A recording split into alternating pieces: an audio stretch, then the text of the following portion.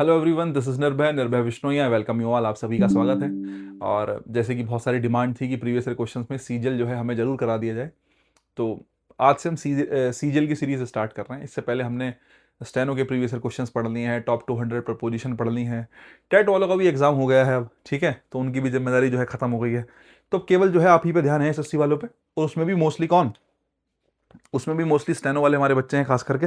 तो उनके लिए मैं कुछ चीज़ें लेके आया हूँ। सबसे पहला हम जो है डिस्कस करने जा रहे हैं सीजल के एरर्स, ठीक है। यहीं से शुरू करेंगे। और मुझे लगता है कि मुश्किल से 2 क्लास लगेंगी, मैं बड़ी बड़ी थोड़ी क्लास लूंगा। उम्मीद तो करता हूँ। सेंटेंस कितने हैं हमारे पास? टोटल 83 सेंटेंसेज हैं। 83 नहीं, 82 सेंटेंसेज हमारे पास हैं, और वही हमें सॉल्व करने हैं। 41 करके 2 क्लास में एटलीस्ट सॉल्व कर लेंगे, ज़्यादा टाइम नहीं लेंगे। पेपर नज़दीक आ रहा है तो हम भी थोड़ा थोड़ा बढ़ाने की कोशिश करते हैं जितना हम कर सकते हैं। और अगर मैं स्टेनो से कंपैरिजन करूँ, स्टेनो वाली खास करके देख रहे हैं, हमारे पास ऑडियंस स्टेनो वाली ज़्यादा है, और मैं उस चीज़ को ध्यान में रख के भी चलता हूँ हमेशा। ऐसा नहीं होता कि मेरे दिमाग में कभी भी स्टेनो ना आए। बीइंग अ स्टेनो मेरे दिमाग में रहती है बात कि आप लोगों का भला सबसे पहले है। हालांकि सबका है, क्योंकि मुझे लगता है सीजल करा रहा हूँ तो सीजल वाले देखेंगे, उनके लिए भी फायदेमंद है, और स्टेनो वालों के लिए तो है ही। इसके अलावा मैं अगर लेवल की बात करूँ, तुम्हारे एग्जाम के लेवल में पिछली बार में और इसमें फर्क है। पेपर में क्वेश्चंस भारी तो नहीं आए, मैं आपसे कहूं कि भारी क्वेश्चन आए हैं सीजल 2025 में, भारी क्वेश्चंस नहीं है। लेकिन भारी क्वेश्चन ना होने के अलावा एक चीज है कि क्वेश्चन सीजल जो एसएससी सीजल में जो क्वेश्चन आए वो तुम्हारे कंपैरिजन में लेंथी क्वेश्चन है। क्वेश्चन जब तुम अभी देखोगे और अपने वाले एग्जाम के एरर्स देखोगे, एरर करा रखे हैं स्टेनो वाले, वो देख लेना, नहीं देखे तो इनकी लेंथ थोड़ी सी ज्यादा है, थोड़े से बड़े हैं, है ना। क्वेश्चंस बड़े हैं, 3-3 4-4 लाइन के हैं। कॉन्सेप्ट वही है घूम फिर के। अगर मैं तुमसे कहूं कि इस 80-84 क्वेश्चंस में से, और तुम ध्यान से सोचो समझो, तो तुम्हें यह बात समझ में आएगी कि 80 में से 40 क्वेश्चन या 82 में से लगभग 40 क्वेश्चन सब्जेक्ट वर्ब एग्रीमेंट के आसपास ही घूम रहे हैं। 40 क्वेश्चन लगभग वही घूम रहे हैं, ये सब्जेक्ट वर्ब एग्रीमेंट, और इवन 40 से भी ज्यादा हो सकते हैं। अभी हम चर्चा करते चलेंगे बीच बीच में कि कौन से चैप्टर से क्वेश्चन आया है। पूरे अगर मैं ओवरऑल 80-82 क्वेश्चन को लेकर चलूं, तो इनमें से मुश्किल से 5 से 7 क्वेश्चन ऐसे थे जो जेन्युइनली आप कह सकते हो कि हाँ थोड़े अच्छे क्वेश्चन हैं। 5 से 7 क्वेश्चन, या 8 कह लो, चलो 8 क्वेश्चन मुश्किल थे। बाकी सारे क्वेश्चन आसान है। आपके थोड़ा दिमाग के साथ खेला गया कि भाई बहुत बड़ा क्वेश्चन दे दिया और हमें लगा पता नहीं क्या हो गया, और हम जो है लास्ट तक जाते जाते खो गए। खास करके हमारे साथ दिक्कत होती भी है, जो स्टेनो वाले बच्चे हैं या जो सीजल की एकदम शुरुआती तैयारी में है, उसको ऐसा लगता है कि यार ये तो बहुत बड़ा क्वेश्चन हो गया, मेरे से तो हो ही नहीं पाएगा। जब वो शुरू से पढ़ना शुरू करता है और लास्ट तक जाता है, तो जाते जाते घबरा ही जाता है कि पता नहीं क्या हो गया। जबकि मैं हमेशा एक चीज कहता हूँ, वैसे क्लास स्टार्ट करने से पहले बहुत बड़ा लेक्चर हो गया, इतना मैं जनरली लेता नहीं हूँ, लेकिन it's kind of a thing कि हम एक नया सेशन स्टार्ट कर रहे हैं, तो आप लोग सब लोग जो है वेल अवेयर हो कि हम क्या करने जा रहे हैं। तो मैं कहता कि मैं हमेशा कहता हूँ कि अगर आपने आइडेंटिफिकेशन सीख लिया ना, आपने चीजें पहचान नहीं सीख ली, कौन सी चीज किसका काम कर रही है, क्या क्लॉज है, कौन सी क्लॉज किसके लिए आई है, कौन सी वर्ब किसके लिए आई है, भाई कुछ बचा ही नहीं है एसएससी में। खास करके सीजल प्री तक तो कुछ भी नहीं है। सीजल प्री हो गया या स्टेनो हो गया, अभी मैं स्टेनो के लिए थोड़ा सा कंटेंट लिख रहा हूँ। हमें क्या क्या पढ़ना चाहिए उसकी वीडियो भी जल्द ही आएगी। अगर आपको चाहिए और जल्दी, तो थोड़ा सा तुम मुझे कमेंट में प्यार दिखाओगे, तो मुझे लगता है शायद मैं फिर उस चीज़ के लिए और मोटिवेट होऊंगा। मैं लिख रहा हूँ क्या क्या चीज़ें पढ़ने के लिए जरूरी हैं, वही मैं कह रहा हूँ। अगर तुम्हें पहचानना आ जाएगा ना कि कौन सी चीज़ क्या है, तुम समझ लो 99% प्रॉब्लम तुम्हारी सॉल्व हो चुकी। तुम अगर आइडेंटिफिकेशन सीख गए, रट ही रहे तो बात अलग है कि ये तो ऐसा था, ये ऐसा था, ये ऐसा था, मैंने बताया तुमने सुन लिया, ठीक है, वो कहानी है। चलो टाइम वेस्ट नहीं करेंगे, जल्दी से स्टार्ट करेंगे, ठीक है। पहला क्वेश्चन देखिएगा, इस बड़ी सी स्लाइड है, मैं थोड़ा हट जाता हूं आपकी सुविधा के लिए, ठीक है, यहीं खड़ा हूं वैसे तो पढ़ लेना। Neither the students nor the teacher were, neither the student nor the teachers were, और ब्ला ब्ला ब्ला करके कुछ कहा गया है, ठीक है। एक चीज हम कर लेते हैं, अगर मैं आपसे कहूं कि भाई जो है बैकग्राउंड थीम में डिसाइड कर लूं, कुछ कुछ ऐसा ले लेते हैं, चलो आज थोड़ा बदल लेते हैं कलर, ठीक है, आ जाओ। हाँ, neither the student nor the teacher were ready to sudden fire, blah blah blah, पता नहीं क्या क्या क्या रखा है। मुझे एक बात पता होनी चाहिए कि मेरे पास 4 पेयर्स होते हैं। कितने पेयर होते हैं? 4 पेयर। वैसे तो सबको आंसर मिल गया होगा, बहुत आसान सी बात है, लेकिन मैं एक बार बता के चलता हूं, क्योंकि साथ साथ हम रिवाइज भी करके चलेंगे। केवल आंसर लगाने से कोई फायदा नहीं है, ठीक है। आपको आता है आगे जा सकते हो, तुम्हारी मर्जी है, कोई समस्या नहीं, ठीक है। सबसे पहले होता है नॉट ओनली बट ऑल्सो। सबसे पहले होता है नॉट ओनली बट ऑल्सो, और इस पर बहुत क्वेश्चन पूछे गए, नॉट ओनली बट ऑल्सो। एक होता है ईदर और, एक होता है नीदर नॉर,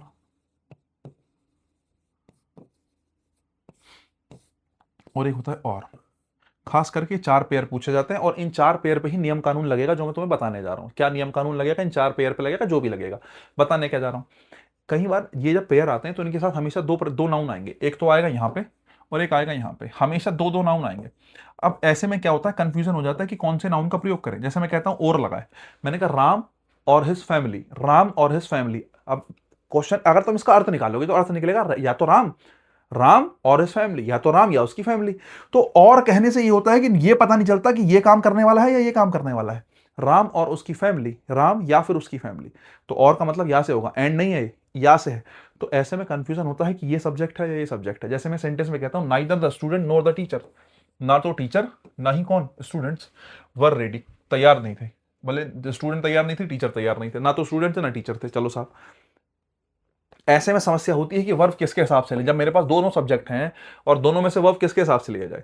तो जब आपको कंफ्यूजन हो, जब आपको क्या हो, कंफ्यूजन हो कि काम करा किसने है। जैसे मैं कहता हूं राम और his family killed a person, जैसे मैं कहता हूं, या ही और his family killed a person, माना मैंने ऐसे कहा, तो ही और his family killed a person मैंने कहा, या तो उसने उसके परिवार ने मारा है, आपने ऐसा कहा। लेकिन तुम्हें पता है किसने मारा, ही ने मारा है, उसके परिवार ने मारा, क्लियर है ही नहीं।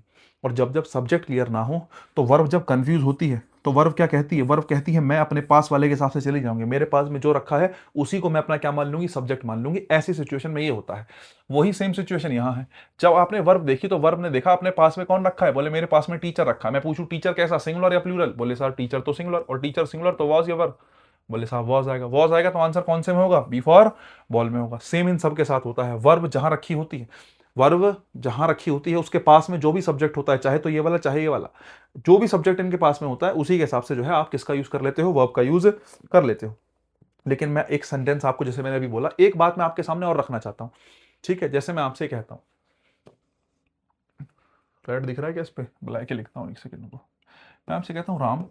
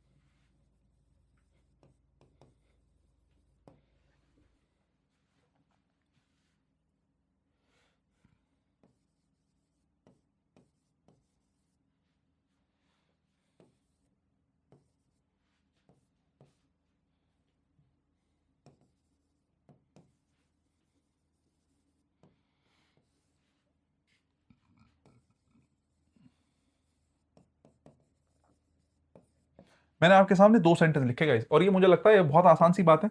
पहला वाला सेंटेंस अफर्मेटिव मैंने बनाया, मैंने कहा he and his friends was ever present there, वो और उसके दोस्त वहां पे प्रेजेंट थे। और फिर मैंने कहा वाज एवर ही और हिज फ्रेंड्स प्रेजेंट देयर, क्या उसके दोस्त वहां पर प्रेजेंट थे। अब मैंने इस सेम सेंटेंस का इंटरोगेटिव बना दिया। कहानी ये है, मैं तुम्हें कुल मिला के एक कॉन्सेप्ट देना चाहता हूं जो बहुत जरूरी है। कई बार हम ये सोच लेते हैं कि इधर और neither non, not only but also, और नॉट ओनली बट ऑल्सो, हाँ ठीक है चारों हो गए। इन सब के साथ में क्या करते हैं, इनके पास वाला ये कहते हैं ना कि यहाँ पे वर्ब रखी है तो कहते हैं वर्ब जो है बाद वाले के हिसाब से आ जाती है। बहुत सी किताब भी ऐसा कह देती हैं कि वर्ब जो है किसके किसके हिसाब से आ जाती है, बाद वाले के हिसाब से। लेकिन ऐसा नहीं होता, वर्ब बाद वाले के हिसाब से नहीं आती, वर्ब आती है जो उसके पास में सब्जेक्ट रखा। ये दोनों बातें अलग अलग हैं, दिमाग में रखना।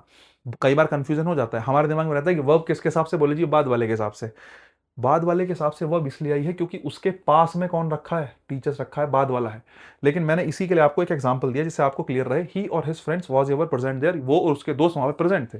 मैंने कहा और के मामले में कंफ्यूजन रहता है ना, और के मामले में कंफ्यूजन रहता है कि वो या उसके दोस्त। लेकिन मैंने आपसे कहा वर्ब को नहीं, मतलब इस बात से जब कंफ्यूजन है तो वर्ब अपने पास वाले से पूछेगी। वर्ब के पास में कौन है, फ्रेंड्स हैं, फ्रेंड्स हैं तो फ्रेंड्स प्लूरल है तो किसका यूज करेंगे साहब, वर्ब का यूज करेंगे। बिल्कुल क्लियर सी बात है। लेकिन अगर मैं इसी सेंटेंस को इंटरोगेटिव बना दूं तो देखना वॉज या वर, ही और हिज फ्रेंड्स। अब देखो ध्यान से सुनना, अब की बार वर्ब के पास क्या है, अब की बार वर्ब के पास ही है। अगर वर्ब के पास ही है तो मैंने कहा ये नियम नहीं है कि बाद वाले के हिसाब से आएगा।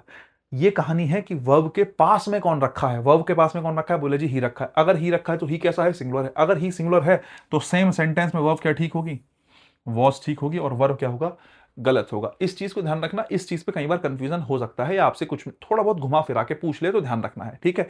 अगर बात समझ में आ गई हो तो ये क्वेश्चन हमारा हो गया है। क्वेश्चन नंबर 2 पे चलते हैं बिना टाइम वेस्ट किए। ब्ला ब्ला ब्ला, बहुत बड़ा सा क्वेश्चन है साहब, मैं थोड़ा हट जाता हूं, आप देख लीजिएगा। The profound implications of the blah blah blah blah blah blah blah blah blah, पता नहीं क्या क्या।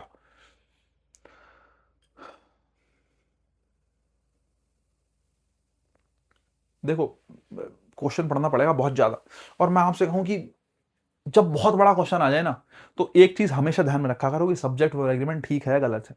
यहीं से गलती निकलेगी। 99% चांसेस इस बात के हैं। अगर कहीं लाखों किलोमीटर का क्वेश्चन हो गया है, देख रहे हो, इसे पढ़ने में लग जाएगा समय यार, कौन इतना माथा मारे। और दूसरी बात, शब्द देख रहे हो कितने बढ़िया बढ़िया हैं, भारी भारी थोड़े थोड़े शब्द, अजीब अजीब से, कौन निकालेगा मतलब इनका, बड़ी मुश्किल हो जाएगी साहब। तो मैंने आपसे कहा जब बहुत बड़ा क्वेश्चन हो, है ना, देखो पता है क्या, एक बात बताओ, अगर वो आपसे लिख के पूछ ले ही के साथ इज आएगा या आर आएगा, तो तुम्हें मुश्किल होगी बताने में? तुम्हें कोई मुश्किल नहीं होगी बताने। तुम्हें बोले जी ही के साथ, बोले जी ही तो इज होता है, कोई दिक्कत की बात ही नहीं। लेकिन वो ऐसे कह दे ही, कई 100 किलोमीटर की लाइन लिख दे, उसके बाद तुमसे कहे वर्ब बताओ, तो हो सकता है तुम कोई सी वर्ब बीच में से ढूंढ के उसके हिसाब से बता दो, ही के हिसाब से ना बताओ। तो सेंटेंस लंबा करने का एक बेसिक आधार यही होता है कि एग्जामिनर तुम्हें थोड़ा सा कंफ्यूज करना चाहता है कि तुम्हारा ध्यान सब्जेक्ट की नजर से हट जाए, और जैसे ही तुम सब्जेक्ट की नजर से हटे, तुम्हारा क्वेश्चन गलत हुआ। तो एग्जामिनर फिलहाल तुम्हें यही कहना चाह रहा है कि बेटे सब्जेक्ट पहचान के बता, और बता कि सब्जेक्ट के हिसाब से वर्ब क्या आएगी। अगर तुम ध्यान से देखो, तो आर्टिकल दा जो है वो किसके लिए आता है साहब? आर्टिकल दा आता है नाउन के लिए। तो दा प्रोफाउंड इम्प्लीकेशंस, इम्प्लीकेशन नहीं, इम्प्लीकेशन सिंगुलर या प्लूरल, आपका सब्जेक्ट जो है वो प्लूरल है। अगर तुम्हें ये बात समझ में आई हो तो जो सब्जेक्ट है आपका वो क्या है? प्लूरल है। The profound implications. अब तुम कहोगे भैया इसको क्या इम्प्लीकेशन को कुछ और ना मान लूं? अरे शुरू में रखा है, ऑब्जेक्ट कैसे मान लोगे आप? शुरू में रखा है तो जनरली, इन जनरल तो सब्जेक्ट ही मानोगे। दूसरी बात, आगे देख लो जरा, फिर आपने कहा बोले भैया प्रपोजिशन नहीं, देखो वो तुम्हें कंफ्यूज कर रहा है और कुछ नहीं। किसका इंप्लीकेशन? ऑफ ब्ला ब्ला ब्ला, ये प्रपोजिशन और ये उसका क्या हो गया साहब? ऑब्जेक्ट हो गया। नेक्स्ट देखो, फिर उसने कॉमा लगाया, मतलब उसने इसके बारे में एक एडिशनल इंफॉर्मेशन दी। क्या? Field still largely no no no no no, और यहां पर ठीक है, ये उसने एक्स्ट्रा इंफॉर्मेशन दी कि वो क्या कहना चाह रहा है। Still largely inscrutable to the unintended, और पता नहीं क्या क्या क्या, अनइनिशिएटेड, ठीक है। उसके बाद आपने करना है रिमेन्स, आपकी वर्ब आ गई रिमेन्स। अब तुम्हें समझ में आना चाहिए कि ये जो शुरू में इंप्लीकेशंस लिखा था साहब, ये जो इंप्लीकेशंस था, इंप्लीकेशंस, ये जो सब्जेक्ट था, इस सब्जेक्ट की वर्ब ये आ गई कॉमा लगने के बाद। और आपको पता होना चाहिए वर्ब अपने मूल रूप में प्लूरल होती है, और वर्ब के साथ जब एस या ई एस जोड़ देते हैं साहब, तो वो सिंगुलर बन जाती है। लेकिन अब आप ये समझो कि रिमेन के साथ एस या ई एस लगा है, मतलब वो कैसा है? सिंगुलर है। तुम्हारा सब्जेक्ट कैसा है? प्लूरल है। सब्जेक्ट प्लूरल है तो वर्ब कैसी चाहिए? प्लूरल चाहिए। तो रिमेन्स या रिमेन, क्या आएगा? रिमेन आएगा। क्या आएगा? रिमेन आएगा। इतनी सी कहानी थी, ठीक है। अब मैं तुमसे कहूं कि मीनिंग निकालना चाहते हो भाई, निकाल लो। अगर जैसे कुछ बच्चे, अभी कुछ बच्चे सोचेंगे भैया हो सकता है बीच में कुछ ऐसी बात हो जो हमारी अंडरस्टैंडिंग से बाहर हो, है ना, या ऐसी कोई बात हो जो इसके मीनिंग को चेंज कर रही हो, या इसके तात्पर्य का कुछ ऐसा निकल जाए कि भाई ये वाली लाइन जो है हो सकता है इसमें कोई और सब्जेक्ट हो, या इस वाली लाइन के लिए वर्ब आई हो। बात तुम्हारी ठीक है, 1% ऐसा हो सकता है कि कुछ ना कुछ ऐसा उसमें लूप होल हो। लेकिन मैं एक बात कह के चल रहा हूं कि उसने जो शुरू में सब्जेक्ट लिखा और उसके बाद कॉमा लगा के जोड़ा, तो ये बात क्लियर है कि ये केवल इंफॉर्मेटिव जो है बात है। कॉमा लगा रखा ना उसने 2 जगह, वो केवल ये बताना चाह रहा है कि it's just information, nothing else. और दूसरी बात, सब्जेक्ट प्लूरल और वर्ब कैसी भी आएगी? प्लूरल ही आएगी। सीधी सी कहानी है। 1% ऐसा हो भी जाए तो उसके लिए तो अपवाद लेके चलो, पेपर में बहुत सारे क्वेश्चन आते हैं, एक पेपर पे, एक क्वेश्चन पे सिलेक्शन नहीं होता, ठीक है। और उसके लिए तो बहुत आसान है, उसके लिए तो बहुत अच्छा है सोचना इस तरीके से जिसको कॉन्टेक्स्ट ही समझ में नहीं आ रहा है कि सेंटेंस क्या कह रहा है, और समझने की जरूरत भी नहीं है। पेपर में इतना लंबा कॉन्टेक्स्ट समझ के करोगे क्या? पैसे सॉल्व कर रहे हो, एरर सॉल्व कर रहे हो, बताओ 1 नंबर लोगे 5 लोगे? एक ही लोगे ना, वही कहानी है। अगर बात समझ में आई हो तो आंसर कौन सा लगाएंगे साहब? बी फॉर बॉल लगाएंगे, और आंसर लगा के बी फॉर बॉल आगे चलेंगे। क्वेश्चन नंबर 3 देखो, मैं तुमसे ये तो कह रहा था क्वेश्चन बड़े आए हैं और हुआ कुछ नहीं। कभी तुम सोचो, पढ़ लो साहब, अब तुम पढ़ पाओ तो तुम पढ़ लो, ठीक है। लेकिन फिर वही बात है, कॉमा लग के उसने एक एक्स्ट्रा बात जोड़ दी। कॉमा लगाया और एक ये बात जोड़ दी साहब। कॉमा लगाया और ये इंफॉर्मेशन दे दी कि ये रही साहब इंफॉर्मेशन एक एक्स्ट्रा। सब्जेक्ट क्या है? ये हमारा एडजेक्टिव हो गया। मुझे नहीं पता क्या है साहब, मुझे तो इतना पता है कि मेरा सब्जेक्ट चैलेंज या चैलेंजेस है, चैलेंजेस है। तो मुझे समझ में आया मेरा सब्जेक्ट प्लूरल है। मेरा सब्जेक्ट प्लूरल है तो मेरी वर्ब क्या होगी? ऑफन, डिमांड या डिमांड्स? बताओ, फिर से वही बात है। पिछले में भी क्या ही था? पिछले में रिमेन था। अच्छा, मुझे डिमांड याद आ रहा था। पिछले, फिर वही बात है, वर्ब अपने मूल रूप में प्लूरल होती है। अगर वर्ब के साथ एस या ई एस जोड़ते हैं साहब तो वो कैसी बनती है? सिंगुलर बनती है। अगर तुम्हें बात समझ में आए तो इसमें एस या ई एस जोड़ा है, मतलब ये सिंगुलर है, लेकिन सब्जेक्ट प्लूरल है। सब्जेक्ट प्लूरल है तो वर्ब भी प्लूरल होगी। डिमांड्स की जगह क्या लिखो साहब? डिमांड लिखो। आंसर आपका ठीक हो जाएगा। बी फॉर बॉल में गलती है। बताओ क्या आपत्ति साहब इस काम में? अब बोले जी मैं तो मीनिंग निकाल लूंगा, तो निकाल लो साहब, तुम्हारी मर्जी है। मीनिंग निकालने की तो आज तक किसी ने मना करा ही नहीं है। ये बताओ। नेक्स्ट आओ। The manager along with her entire team expect, पता नहीं क्या क्या लिखा है, बताओ जरा सोच समझ के एक बार जरा तुम पढ़ो और मुझे बताओ। मुश्किल काम नहीं है, कभी तुम सोचो, जहां क्वेश्चन भारी आएगा ना मैं खुद बताऊंगा कि मुश्किल है, थोड़ा दिमाग लगाओ, अभी तो नहीं है।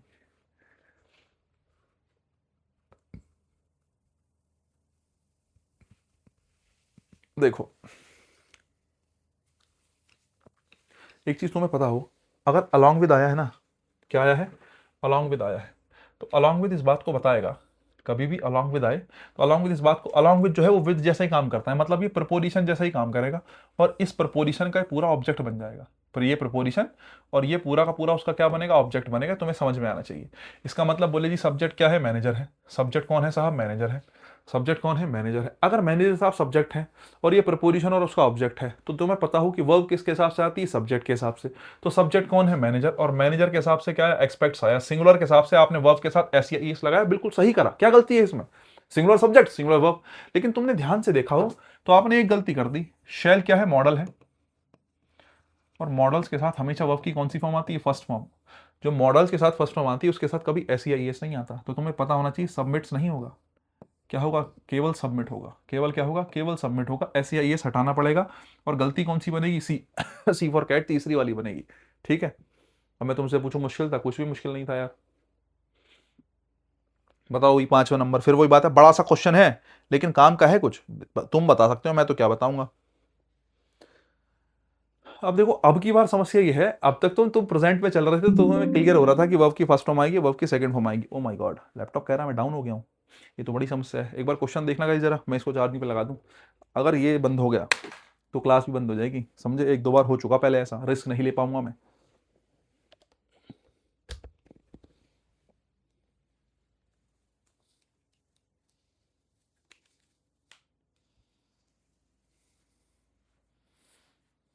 चल रही है ना रिकॉर्डिंग, चलो साहब, चालू है स्ट्रीम, चालू है। ठीक है ठीक है ठीक है। हाँ जी। तो मैं कह रहा था कि अब की बार दिक्कत ये है, सब्जेक्ट तो तुम्हारा प्लूरल है, कमेटी के आप साथ अपोस्ट्रोफियस लगा दी, जिसके जिस शब्द के साथ अपोस्ट्रोफी अपोस्ट्रोफियस लग जाता है साहब, ध्यान रखना, वो शब्द डिटर्मिनर की तरह काम करता है, ये तुम्हें पता होना चाहिए। जिस शब्द के साथ अपोस्ट्रोफी अपोस्ट्रोफियस लग जाता है तो वो डिटर्मिनर की तरह काम करता है। और ध्यान रखना, डिटर्मिनर की एक आदत होती है कि वो अपने तुरंत बाद क्या लेता है, नाउन लेता है। तो डिटर्मिनर के बाद तुरंत बाद नाउन रखा है, बोले भैया ऑब्जेक्टिव नाउन है, बिल्कुल सही बात है। किसी का कोई ऑब्जेक्टिव हो सकता है, कोई मकसद हो सकता है, बिल्कुल सही। लेकिन ऑब्जेक्टिव या ऑब्जेक्टिव्स, ऑब्जेक्टिव्स मतलब नाउन तो है, लेकिन कैसा नाउन है, प्लूरल नाउन है। अगर तुम कमेटी को नाउन सोच रहे हो तो तुम गलती कर रहे हो, अपोस्ट्रोफियस वाले डिटर्मिनर होते हैं। डिटर्मिनर क्या होता है, सीधी सादी भाषा में कहूं तो इन जनरल एडजेक्टिव, अगर तुम नहीं जानते हो तो। ठीक है, एक बात। उसके अलावा मैं आपसे कहूं कि अब तक बात प्रेजेंट की थी लेकिन अब पास्ट की हो गई। वर्ब की कौन सी फॉर्म, सेकंड फॉर्म। तो अब अगर वर्ब की सेकंड फॉर्म की बात करूं तो तुम्हें ये पता होना चाहिए, चाहे सिंगुलर सब्जेक्ट हो चाहे प्लूरल सब्जेक्ट हो, ठीक है, चाहे सिंगुलर सब्जेक्ट हो चाहे प्लूरल सब्जेक्ट हो, दोनों के साथ ही वर्ब की सेकंड फॉर्म सही होती है। वर्ब की सेकंड फॉर्म पे प्रभाव पड़ता ही नहीं कि सब्जेक्ट सिंगुलर है या प्लूरल है, दोनों के हिसाब से सही होती है। तो यहां घबराने की जरूरत नहीं है। बोले मैं तो बड़ी दिक्कत आ गई, क्या करूं, यहां घबराने की जरूरत नहीं है, जरूरत आगे है घबराने की। आपको ये पता होना चाहिए, जो एंड होता है, आपको ये पता होना चाहिए जो एंड होता है वो, ओहो अच्छा, वो एक ही पेज पे ऐड हुआ है, शुरुआत वाले पे, मैं समझ गया। हमें शुरू से खोलनी पड़ेगी फिर, वो छोड़ो, फिर कोई बात नहीं। एंड जो होता है, अपने से पहले और अपने बाद हमेशा सेम चीजें लेता है, ध्यान रखना। कैसी चीजें लेता है, सेम चीजें लेता है। कोरिलेटिंग कंजक्शन भी इसको कहते हैं, क्योंकि कोरिलेट करता है अपने पहले और अपने बाद वाली चीजों को। सेम का मतलब क्या है, बोले भैया यहां नाउन तो यहां भी नाउन, मैंने कहा ये बात ठीक है, लेकिन नाउन का मतलब ये नहीं है कि नाउन अलग अलग प्रकार का। अगर यहां पर नाउन की स्ट्रक्चर वर्ब की आईएनजी फॉर्म है, तो एंड अपने बाद भी स्ट्रक्चर वर्ब की कौन सी फॉर्म लेगा, आईएनजी फॉर्म लेगा। अगर यहां पर नाउन टू प्लस वर्ब की फर्स्ट फॉर्म में आया है, तो यहां भी नाउन किस में आएगा, टू प्लस वर्ब की फर्स्ट फॉर्म में आएगा। ऐसा नहीं हो सकता कि ऐसा हो जाए कि एक तरफ टू प्लस वर्ब की फर्स्ट फॉर्म आ जाए और एक तरफ वर्ब की कौन सी फॉर्म आ जाए, आईएनजी फॉर्म आ जाए। ये तो संभव नहीं है साहब, क्योंकि एंड कोरिलेटिंग कंजक्शन अपने साथ हमेशा सेम चीजें पकड़ेगा। ये थोड़ा सा ध्यान रखने की बात है। अगर ये बात तुम्हें समझ में आई तो मैं वापस चलता हूं।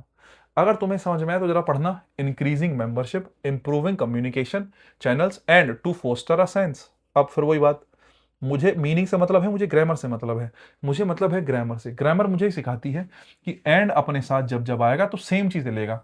एंड ने अपने से पहले दो पेयर लिए, इंक्रीजिंग वर्ब की ING form, increasing what, membership, improving verb की कौन सी form, ING form. Improving what, communication. मैं उसके बाद कहूं एंड, कम्युनिकेशन चैनल्स, फिर आया एंड। अब मुझे बताओ एंड से पहले आईएनजी फॉर्म के रूप में तुमने अगर नाउन जोड़ा है तो तुम यहां भी वर्ब की कौन सी फॉर्म में जोड़ोगे, आईएनजी फॉर्म में। तो यहां पर आप टू फोस्टर कहेंगे, फोस्टरिंग कहेंगे, बताओ। टू प्लस वर्ब की फर्स्ट फॉर्म आ जाएगी किसी भी तरीके से, क्या आएगा, फोस्टरिंग आएगा। क्या आएगा, फोस्टरिंग आप कहेंगे यहां पे, ठीक है। एक हो गई ये बात। अगर ये बात समझे तो फिर तुम्हें पता होना चाहिए कि आगे आएंजी तो बाद में आएंजी, क्योंकि एंड से जोड़ा है। अगर बात क्लियर है तो आंसर सी फॉर कैट में बनेगा, आंसर बनेगा सी फॉर कैट। अगर बात समझ गए हो तो आगे चलते हैं। मुझे लगता है इतनी बात जो है काफी थी। सेंटेंस नंबर 6 देखिएगा साहब, सेंटेंस नंबर कौन सा देखिएगा, 6 देखिएगा। फिर से वही कहानी, मैं तुमसे कहूं कि भाई सब्जेक्ट और वर्ब चेक कर लो, काम हो जाएगा। अभी तुम देख लो ना, सारे सेंटेंस सब्जेक्ट वर्ब एग्रीमेंट के ही हैं, कुछ ऐसा नया नहीं है तुमसे मैं कह दूं कि पहाड़ पूछ ले, जाने क्या पूछ लिया। बताओ जरा सेंटेंस देख के। पढ़ने में तो टाइम लगेगा ही, मैं इसलिए रुक भी रहा हूँ क्योंकि बड़े सेंटेंसेस हैं। पता चला तुम कहो बोले यार बिना देखे बता दे रहे हैं, या हम देख भी नहीं पा रहे। देखो,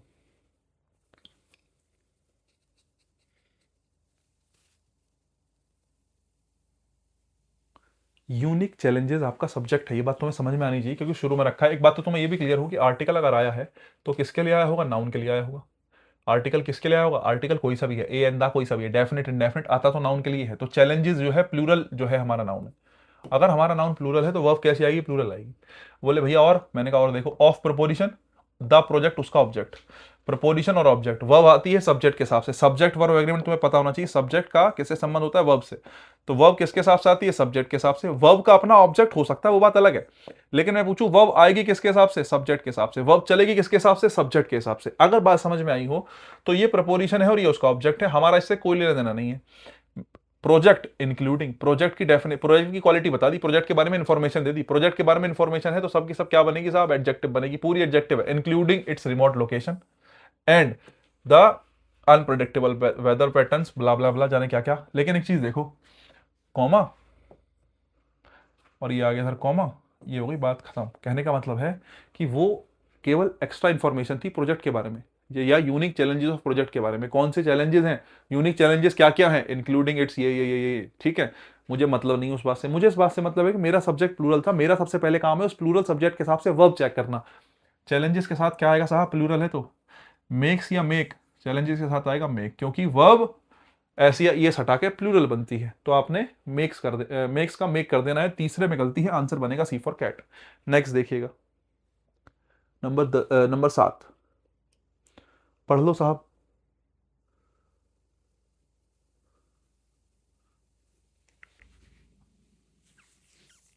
इंस्टीट्यूशंस की बात हुई है, मैंने अभी बताया एंड के बारे में कि एंड कैसे काम करता है। अगर मदद मिल रही है इस बात से तो अपना यूज कर लो।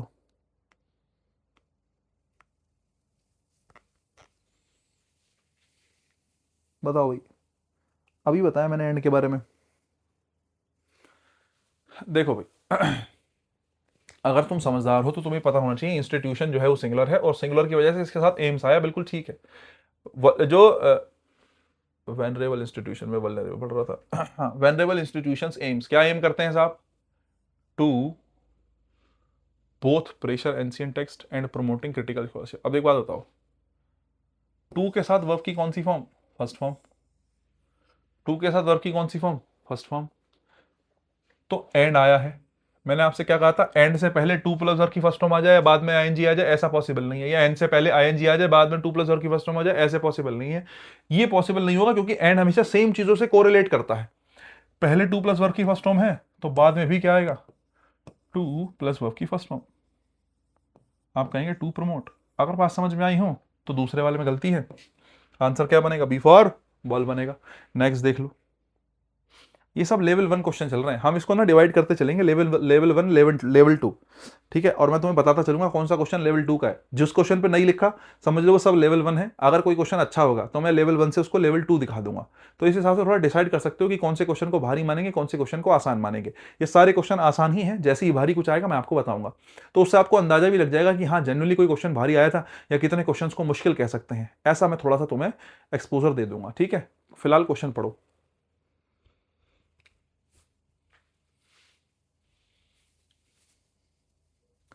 देखो फिर वही बात है, 8वां क्वेश्चन जब तुम देख पाओगे, द प्रोफाउंड इम्पैक्ट,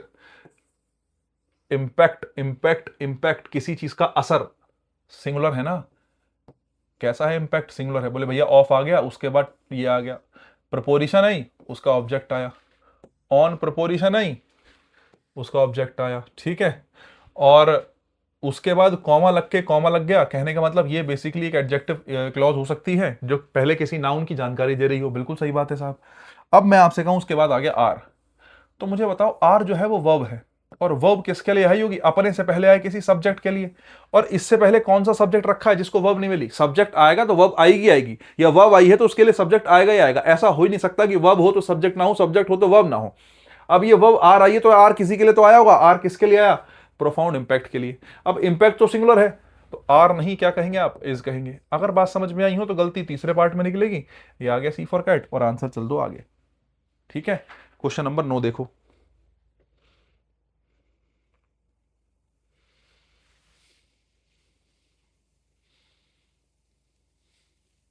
ये थोड़ा क्वेश्चन ठीक है, ये पहले वाले के तर्ज पे क्वेश्चन दिया गया है, लेकिन वहां से थोड़ी सी बात बढ़ गई है। पहला नॉट ओनली बट ऑल्सो पे था ना क्वेश्चन शायद, लेकिन वहां पे सवाल था कि वर्ब जो है, वहां पे सवाल था कि वर्ब जो है वो किसके हिसाब से आएगी, पहले वाले के हिसाब से, बाद वाले के हिसाब से। लेकिन यहाँ पे है कोरिलेशन का सवाल, कि नॉट ओनली बट ऑल्सो किस किस को कोरिलेट करता है और किस तरीके से कोरिलेट करता है।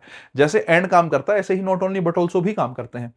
नॉट ओनली अगर नाउन के लिए आया है तो बट ऑल्सो भी नाउन के लिए आया होगा, नॉट ओनली वर्ब के साथ आया है तो बट ऑल्सो भी वर्ब के साथ आएगा, नॉट ओनली किसी एडजेक्टिव के साथ आया तो बट ऑल्सो भी एडजेक्टिव के साथ आएगा।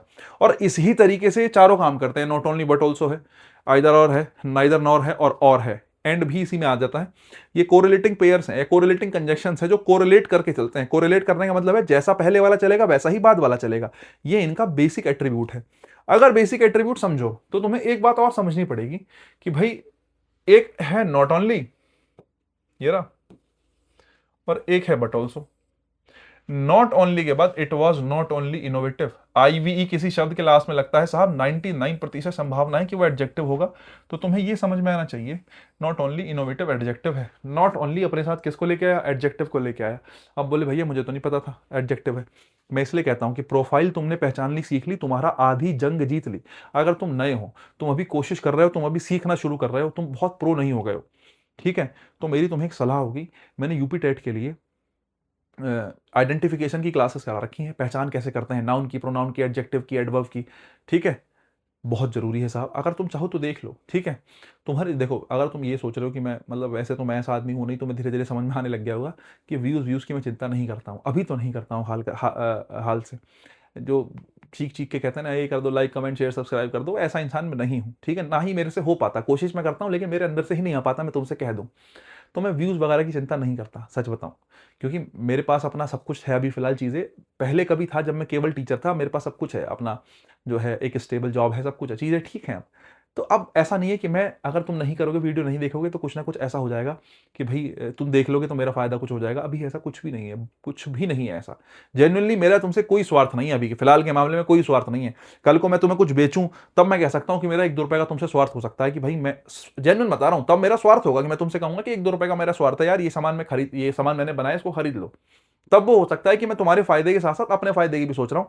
अभी जेन्युइनली ऐसा कुछ नहीं है, ठीक है। और अब पता नहीं, अब ये तो तुम्हारी सबकी मेंटेलिटी होती है कि भैया ये तो इस तरीके से कह रहे हैं कि देख लो, लेकिन हाँ, वो वीडियो देखने के बाद अगर तुम बिल्कुल बेसिक हो, तुम्हें बिल्कुल एकदम स्टार्ट कर रहे हो, तो वो तुम्हारे लिए जेन्युइनली बेनिफिशियल रहेंगी। जरूरी नहीं है कि टेट में ही आइडेंटिफिकेशन पूछे, आइडेंटिफिकेशन पूछेगा नहीं लेकिन काम जरूर आता है, ठीक है। तो उस चीज का ध्यान रखना।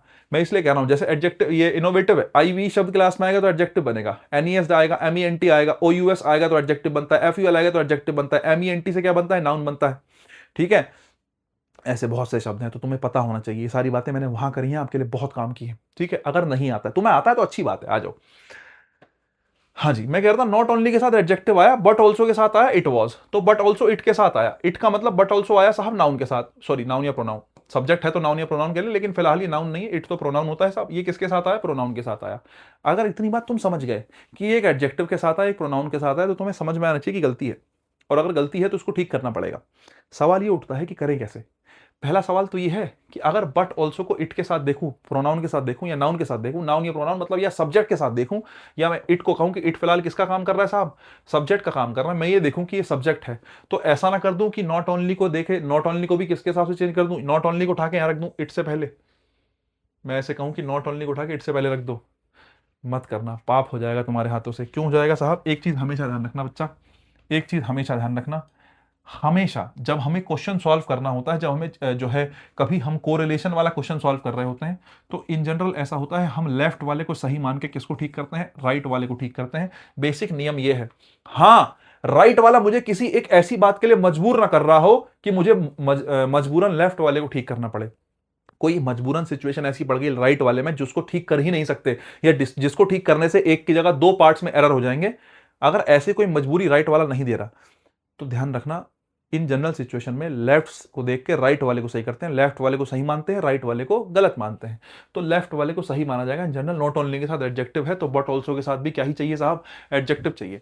ठीक है, नहीं, बट ऑल्सो के साथ भी क्या चाहिए, एडजेक्टिव चाहिए। अगर तुम्हें बात समझ में आई, अगर तुम्हें बात समझ में आई, तो इस नॉट सॉरी तो इस इट वॉज को कॉमन ले लो।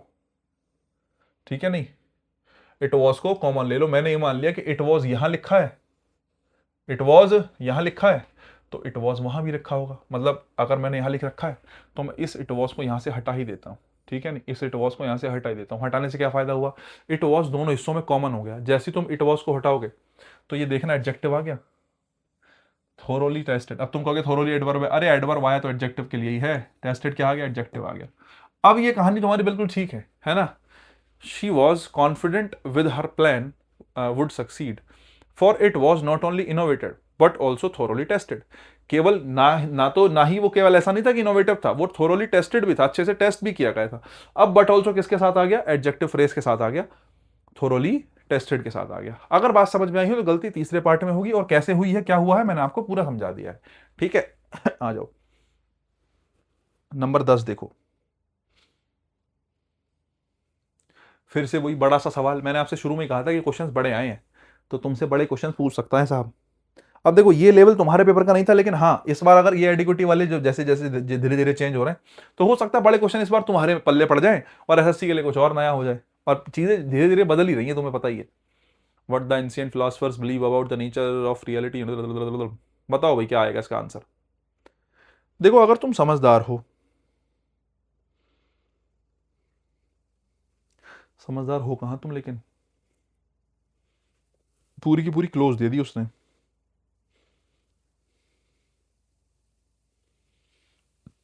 बड़ा मुश्किल होगा इस पे समझाना इसको। आ जाओ, एक मिनट रुको।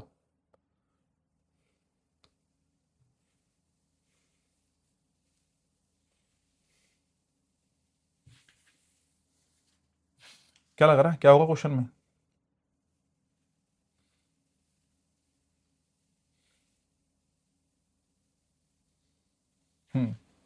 छोटा मैंने इसलिए करा क्योंकि मुझे ऊपर जगह चाहिए लिखने के लिए ना, हो सकता है मुझे ऊपर जगह चाहिए हो। आ जाओ, जरा इधर आओ।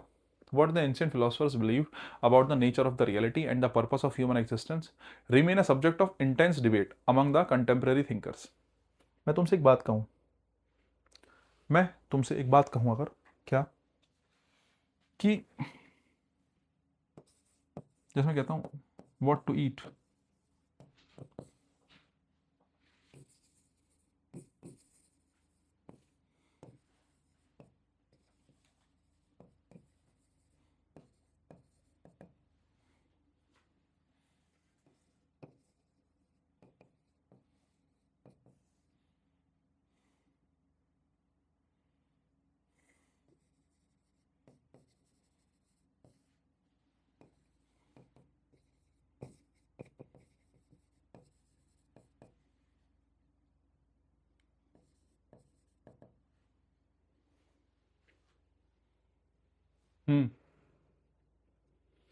बताओ भाई, what to eat has you have not decided yet, और where to go has you have not decided yet. मैंने ये क्वेश्चन तुम्हें दिया। एक चीज़ ध्यान रखना, अगर तुम्हें नहीं पता हो तो, अगर कोई क्लॉज या कोई फ्रेज सब्जेक्ट बनती है तो उसको सिंगुलर ही माना जाता है। जैसे राम है, तो राम को राम श्याम सीता की तो को सिंगुलर मान सकते हैं, तो इसे मार लगा लेते हैं। इनका प्लूरल बन जाएगा, जैसे मान लेते हैं दैम हो जाएगा, या दे हो, दैम कह रहा हूँ, दे हो जाएगा, या वी हो जाएगा। ये सब प्लूरल हो जाते हैं, तो इनको इनके साथ साहब हम क्या लगा लेते हैं, प्लूरल वर्ब लगा लेते हैं, जैसे फैमिलीज है, कमेटीज कर देंगे कमेटी का तो प्लूरल हो जाएगा, तो बोले जी प्लूरल वर्ब लगा लेते हैं, जनरल सी बात है। लेकिन हम क्लोजेज में कई बार ये बात नहीं सोच पाते। अगर कोई क्लॉज है तो आप इसको ये मत सोचना कि इसमें बहुत सारे शब्द लिखे हैं या इसमें कोई प्लूरल वर्ब आ गया तो बोले इस शब्द के अंदर, तो इस क्लोज के अंदर प्लूरल वर्ड आ गया तो प्लूरल वर्ब आ जाएगी, नहीं। आप ये समझने की कोशिश करो कि वॉट टू ईट अपने आप में एक क्लॉज है या एक फ्रेज है, एक फ्रेज या क्लॉज है, ठीक है। वेयर टू गो, कहाँ जाना है, एक फ्रेज है। तो वॉट टू ईट ये अपने आप में एक चीज है, क्या खाऊं या क्या खाना है, हैज या हैव नॉट डिसाइडेड येट, अभी तक डिसाइड नहीं किया गया। वेयर टू गो, कहाँ जाना है, हैज या हैव नॉट डिसाइडेड येट, अभी नहीं डिसाइड किया गया।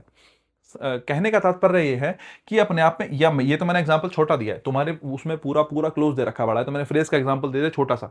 तो अगर तुम्हें कोई छोटा फ्रेज मिल जाए, छोटा क्लोज मिल जाए या बड़ा फ्रेज क्लोज मिल जाए, क्लोज या फ्रेज जो है अपने आप में संख्या के हिसाब से डिसाइड होगा कि एक फ्रेज है अपने आप में, तो सिंगुलर अगर फ्रेज है तो ये सिंगुलर है तो इसको एक मानेंगे, एक मान के इसके साथ कैसी वर्ब आएगी साहब, सिंगुलर वर्ब, हैज या हैज, यहां भी हैज। तुम किसी भी कीमत में फ्रेज या क्लॉज को अगर सब्जेक्ट बनाते हो तो उसके साथ तुम किसका प्रयोग नहीं कर सकते, उसके साथ तुम किसका, प्लूरल वर्ब का प्रयोग नहीं कर सकते। फ्रेजेस या क्लोजेस के साथ हमेशा सिंगुलर वर्ब आती है। अगर तुम्हें ना पता हो, फ्रेजेस या फिर क्लोजेस के साथ ये हमेशा कैसी होती हैं, फ्रेजेस हो या जो है क्लोजेस हो, फ्रेज हो या क्लोज हो।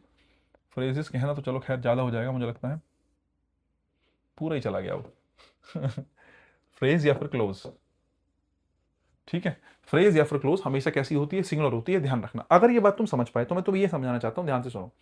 What the ancient philosophers believe, जो एंशियंट फिलोसफर्स बिलीव करते हैं about the nature of the reality and the purpose of human existence remain a subject of intense debate. यहां से एक क्लोज स्टार्ट हुई, व्हाट द एंशिएंट फिलोसफर्स, या फिर इसको सब्जेक्ट मान सकते हो। What the ancient philosophers believe, जो एंशिएंट फिलोसफर्स बिलीव करते हैं किसके बारे में, about the nature of reality. देखो किसके बारे में, अबाउट, किसके बारे में, about the nature of reality and the purpose of human existence, and the purpose of human existence. अब मैं तुम्हें समझाना ही चाहता हूं कि अब तुम ये सोचो भैया, एक तो आ गई वो वाली close, what the ancient philosophers believed about the nature of reality, and एक आ गई the purpose of human existence. तो दो दो दो चीजें एंड से जुड़ गई तो प्लूरल वर्ब रिमेन आ गई। यही तुम गलती करके तुम्हें समझना पड़ेगा। What the ancient philosophers believed about blah blah blah blah blah, यहां तक पूरा का पूरा एक सब्जेक्ट है, पूरा का पूरा एक सब्जेक्ट है। तुम कहो भैया जो बीच में आए हैं ये बीच में अबाउट के ऑब्जेक्ट हैं, ध्यान से देखो। What the ancient philosopher believe, जो एंशिएंट फिलोसफर्स बिलीव करते हैं, क्या बिलीव करते हैं, अबाउट, किसके बारे में बिलीव करते हैं साहब, about the nature of reality, about the nature of reality एक बात, and about what, and about the purpose of human existence. तो इस प्रपोजिशन ने अपने दो ऑब्जेक्ट लिए हैं साहब, इस प्रपोजिशन का ऑब्जेक्ट है nature of reality and the purpose of human existence. ये सब्जेक्ट का काम नहीं कर रहा, ये इस ऑब्जेक्ट, ये जो ऑब्जेक्ट है, ये जो प्रपोजिशन है अबाउट, इस अबाउट प्रपोजिशन के ऑब्जेक्ट है पूरा का पूरा। ये मत सोचना कि तुम ये क्या बन जाएगा, सब्जेक्ट बन जाएगा ना। और ये जो प्रपोजिशन है ये इस सब्जेक्ट के साथ आई है। मैं तुमसे पूछूं व्हाट से लेके यहां तक ये पूरा का पूरा सब्जेक्ट है, ये बात तुम्हें क्लियर होनी चाहिए। एंड लगने के चक्कर में मत सोचना कि वो एंड लग गया तो दो हिस्से हो गए, नहीं, दो हिस्से ऑब्जेक्ट के हुए हैं, सब्जेक्ट एक ही है, सब्जेक्ट वहां से लेके वहां तक एक ही सब्जेक्ट है। और अगर एक सब्जेक्ट है तो रिमेन या रिमेन्स क्या आएगा, रिमेन्स आएगा। वर्ब के साथ एस या ईएस लगाएंगे उसको सिंगुलर बनाने के लिए। अगर कॉन्टेक्स्ट समझ में आया हो तो मुझे लगता है क्लियर है, और बाद लगाएंगे सी फॉर कैट लगाएंगे आंसर और आगे चलेंगे। नेक्स्ट देखिएगा 11 नंबर, देखो भाई मुझे बताओ क्या कर सकते हो। The increase in the number of unresolved cases and the lack of unclear guidance. देखो अब आया क्वेश्चन मजेदार। यहां पर मैं तुम्हें यह बताना चाह रहा था इससे पिछले क्वेश्चन में कि अबाउट प्रपोजिशन है और प्रपोजिशन का ऑब्जेक्ट है ये पूरा, यहां से लेके, अगर मैं मंझला ब्रैकेट बना दूं तो यहां से लेके यहां तक, यहां से लेके यहां तक, ठीक है। ये वाला जो पूरा हिस्सा है ये पूरा का पूरा इस अबाउट का ऑब्जेक्ट है। तो ऑब्जेक्ट के हिसाब से वर्ब नहीं आती, सब्जेक्ट पूरा का पूरा है व्हाट से लेके यहां तक, ठीक है, ये सब्जेक्ट हो गया। लेकिन वही चीज अगले एग्जाम्पल में एग्जामिनर तुमसे अलग तरीके से पूछ ली, the increase in the number of unresolved cases and the lack of clear guidance from the authorities. देखो भाई ध्यान से सुनना, एक हो गया द इंक्रीज, एक हो गया द इंक्रीज। बोले भैया सब्जेक्ट मान लूं, बिल्कुल मान सकते हो क्योंकि आर्टिकल द आया है, और आर्टिकल द किसके लिए आया है साहब, इंक्रीज के लिए आया है। आर्टिकल द किसके लिए आया, नाउन के लिए आया, तो मैं मान सकता हूं ये मेरा क्या होगा, सब्जेक्ट होगा। एक सब्जेक्ट हो गया।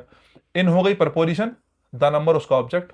ऑफ हो गई प्रपोजिशन, अनरिजॉल्व केसेस उसका ऑब्जेक्ट। प्रपोजिशन आएगी तो ऑब्जेक्ट लेके आएगी। कंजक्शन आया एंड, कंजक्शन क्या आया, एंड आया। एंड के बाद आया the lack, the lack, the article है, और भैया लैक क्या है, नाउन है।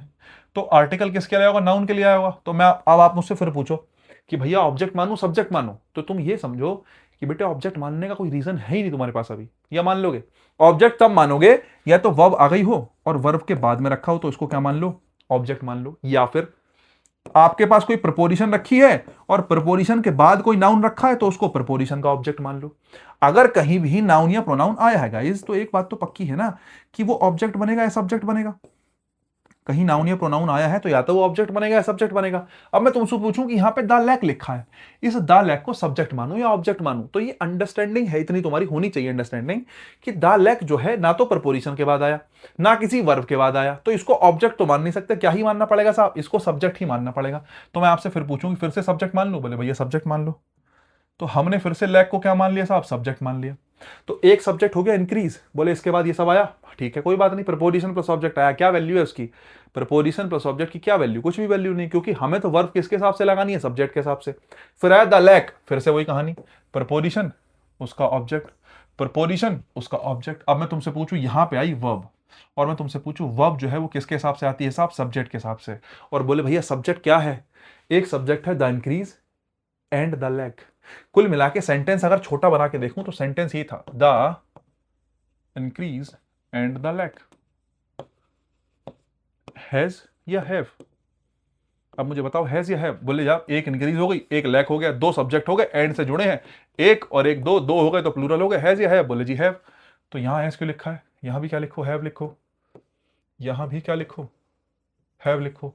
अगर बात समझ में आई हो तो तीसरे वाले को आंसर बनाओ और आगे चलो, ठीक है। नेक्स्ट देखो, the list of recommended conditions for various regional post blah blah blah blah blah। फिर से वही सवाल सेम, तुम कहोगे सर ये तो मजाक हो रहा है, हैं? द लिस्ट, आर्टिकल द आया नाउन के लिए, क्या है, सब्जेक्ट है। ऑफ प्रपोजिशन, रिकमेंडेड कैंडिडेट उसका object. For preposition, various regional post उसका ऑब्जेक्ट। कुल मिला के यहां से आ गई वर्ब। वर्ब किसके लिए आएगी, सब्जेक्ट के लिए। सब्जेक्ट कौन है, लिस्ट है। लिस्ट वाज या वर्ब, लिस्ट तो सिंगुलर है ना, वाज होगा, और वाज होगा तो दूसरा आंसर होगा, दूसरा आंसर होगा तो बी आंसर होगा। चलो आगे। हाँ जी प्रिंसिपल, ब्ला ब्ला ब्ला कुछ बताया गया है।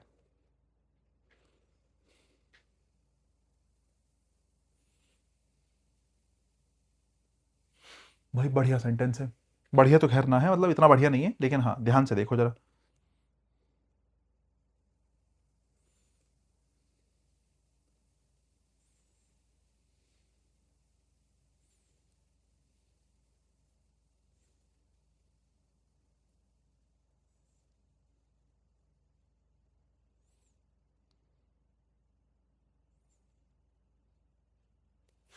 बढ़िया सेंटेंस, मैं इसलिए टाइम दे रहा हूँ कि तुम एक बार देख लो।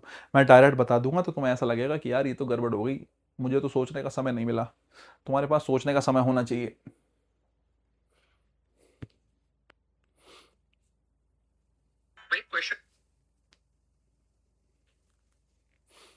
ये तो फोन साइलेंट पे होना चाहिए।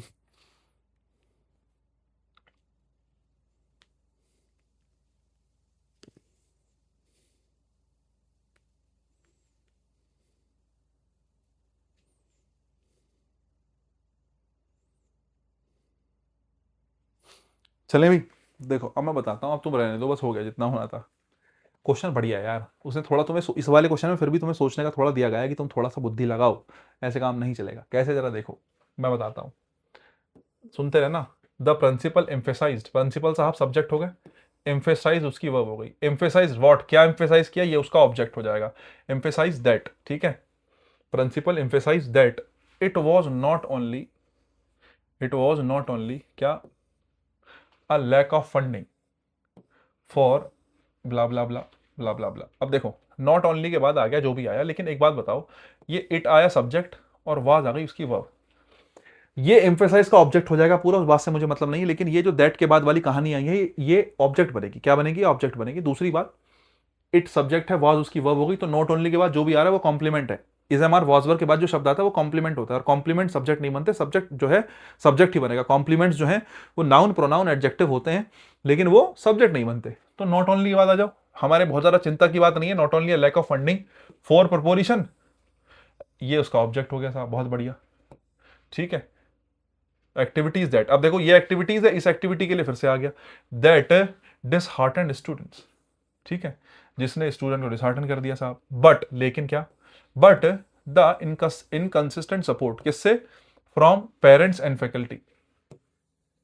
इनकंसिस्टेंट सपोर्ट जो है किससे? पेरेंट्स और फैकल्टी से। विच, अब विच के बाद कॉमा लगा, despite preposition being crucial for preposition success, और ये इसके बाद ये आ गया साहब, कॉमा यहां खत्म हो गया। अब सवाल ये बनता है कि कंट्रीब्यूट जो वर्ब आई है, कंट्रीब्यूट जो वर्ब आई है वो वर्ब आई किसके लिए है? इस वर्ब का सब्जेक्ट कौन है? अगर तुम कंट्रीब्यूट वर्ब का सब्जेक्ट ढूंढ लो तो समझ लो काम आसान हो चुका, अब दिक्कत रही नहीं है। कंट्रीब्यूट वर्ब का सब्जेक्ट ही ढूंढना मुश्किल काम है। अगर तुम बात समझ रहे हो थोड़ा सा, तो मुझे एक बात बताओ, क्या लगता है कौन होगा? देखो ध्यान से सुनो, पहले देखो कि नाउन प्रोनाउन है कौन सा जो जिम्मेदारी ले सकता है। प्रिंसिपल सब्जेक्ट है, उसके पास अपनी वर्ब है। ठीक है, इट सब्जेक्ट है, उसके पास अपनी वर्ब है। नॉट ओनली ब्ला ब्ला चल रहा है, ये ऑफ ऑफ ऑफ है, इसके साथ अपना ऑब्जेक्ट है। ठीक है, अब तुम कहोगे सर नॉट ओनली के साथ लैक आ गया, नहीं, ये तो वाज वर के बाद है तो कॉम्प्लीमेंट है, ये उसको सब्जेक्ट नहीं मान सकते। फॉर प्रपोजिशन है, उसका ऑब्जेक्ट ये हो गया। दैट लगा के आपने बनाया, that dishearten students, no no no no no no no no no, ठीक है।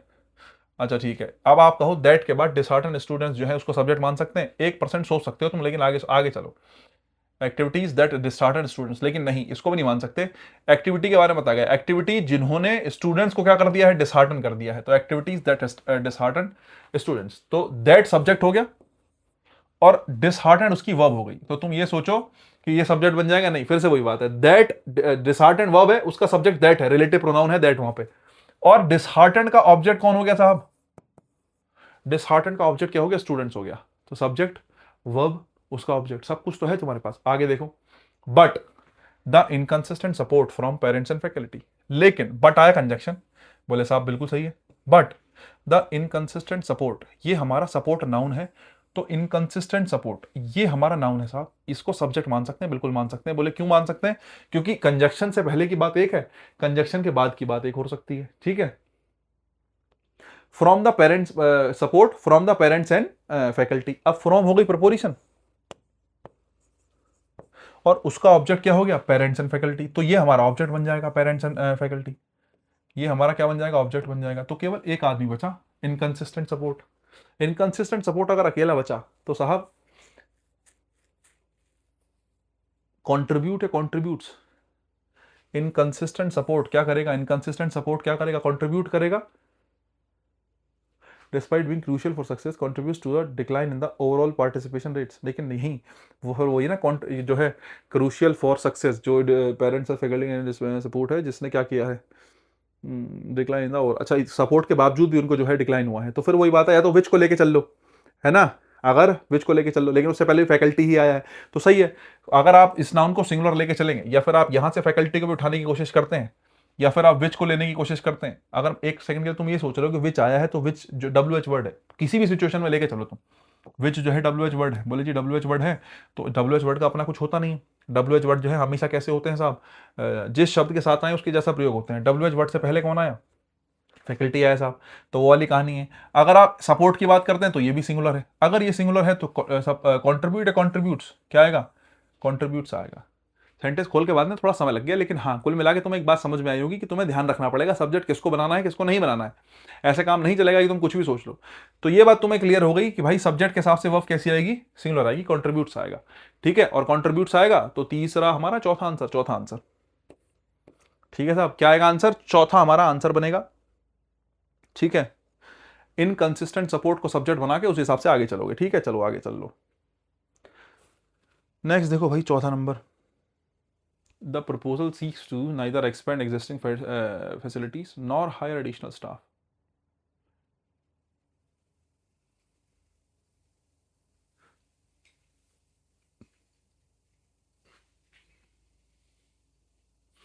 बताओ भाई, देखो एक चीज तो ये है कि तुम्हें ये समझ में आना चाहिए कि टू प्लस वर्ब की फर्स्ट फॉर्म के बीच में किसी एडवर्ब का प्रयोग नहीं होता। टू प्लस वर्ब की फर्स्ट फॉर्म अपने आप में क्या होता है साहब, इन्फिनेटिव होता है। ठीक है, ये बात तुम्हें पता हो। दूसरी चीज, टू प्लस वर्ब की फर्स्ट फॉर्म के बीच में कई बार एडवर्ब दे देते हैं, वो इस वर्ब की क्वालिटी बताने के लिए क्या दे देते हैं, एडवर्ब दे देते हैं। ठीक है, टू प्लस वर्ब की फर्स्ट फॉर्म के बीच में कोई भी शब्द आ जाता है ना, तो इसको स्प्लिट इन्फिनेटिव कहते हैं। क्या कहते हैं इसको, स्प्लिट इन्फिनेटिव। और ध्यान रखना, स्प्लिट इन्फिनेटिव का प्रयोग क्या माना जाता है, गलत माना जाता है। ये प्रयोग गलत है, आप इसको सही नहीं मान सकते। टू प्लस वर्ब की फर्स्ट फॉर्म के बीच में कोई एडवर्ब रखना गलत होता है। टू प्लस वर्ब की फर्स्ट फॉर्म के बीच में कोई एडवर्ब रखना क्या होता है, गलत होता है। अगर तुम्हें बात समझ में आई हो तो जरा देखना, पहले वाले हिस्से में टू आ गया और उसके साथ आ गया एक्सपेंड, उसके साथ क्या आ गया साहब, एक्सपेंड आ गया। टू के साथ वर्ब की कौन सी फॉर्म आ गई साहब, फर्स्ट फॉर्म आ गई। अगर तुम्हें बात समझ में आई हो तो बीच में नाइदर क्या कर रहा है, इसे नाइदर की कोई आवश्यकता यहां पर तो नहीं है। अगर तुम्हें बात समझ में आई हो तो आंसर ए फॉर एप्पल बनेगा। ठीक है, आंसर क्या बनेगा, ए फॉर एप्पल बनेगा। आप क्या कह सकते हैं, the proposal seeks to expand neither existing facilities nor hire additional staff. लेकिन वो वाली बात है कि वर्ब लगा रहे हो तो एग्जिस्टिंग के साथ लगा लोगे, नहीं लगा पाओगे। ठीक है, नहीं, लेकिन ऑप्शन भी फिर वही है, या तो टू प्लस वर्ब की फर्स्ट फॉर्म से पहले लगा दो, the proposal seeks neither to expand existing facilities nor hire additional staff. अब तुम कहोगे भैया फिर टू कहाँ गया, टू कॉमन हो सकता है, कोई समस्या की बात नहीं। टू प्लस वर्ब की फर्स्ट फॉर्म का टू तुम कॉमन रख सकते हो, हायर से पहले टू लिखने की जरूरत नहीं है, तो तुम शुरुआत में प्रयोग कर सकते हो साहब। ठीक है, ये कोई दिक्कत नहीं आएगी। अगर तुम्हें बात समझ में आई तो यहां पर टू प्लस और की फर्स्ट फॉर्म के बीच में नाइदर का प्रयोग गलत है, इसलिए ए फॉर एप्पल हमारा आंसर हो जाएगा। ठीक है, नेक्स्ट देखो, the committee which oversee multiple departments, the committee which oversee multiple departments.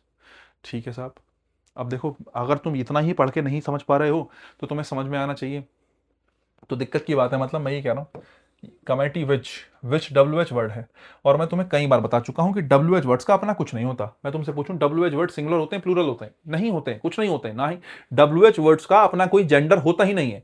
ना तो डब्ल्यू एच वर्ड सिंगुलर होते हैं, ना ही डब्ल्यू एच वर्ड प्लूरल होते हैं। ये जिसके साथ आया है, जिसके लिए आए हैं, उसके हिसाब से काम करेंगे। मैं पूछूं विच किसके लिए आया है, विच आया है कमेटी के लिए, विच किसके लिए आया, कमेटी के लिए। तो कमेटी कैसी है, सिंगुलर है। अगर कमेटी सिंगुलर है तो विच भी सिंगुलर होगा। अगर विच सिंगुलर होगा तो ये ओवरसी जो वर्ब है, इस वर्ब के लिए सिंगुलर सब्जेक्ट है, और सिंगुलर सब्जेक्ट है तो वर्ब भी कैसी आएगी, सिंगुलर। ओवरसी या ओवरसीज, बोले जी ओवरसीज। कौन से में गलती, पहले में, ए फॉर एप्पल आंसर।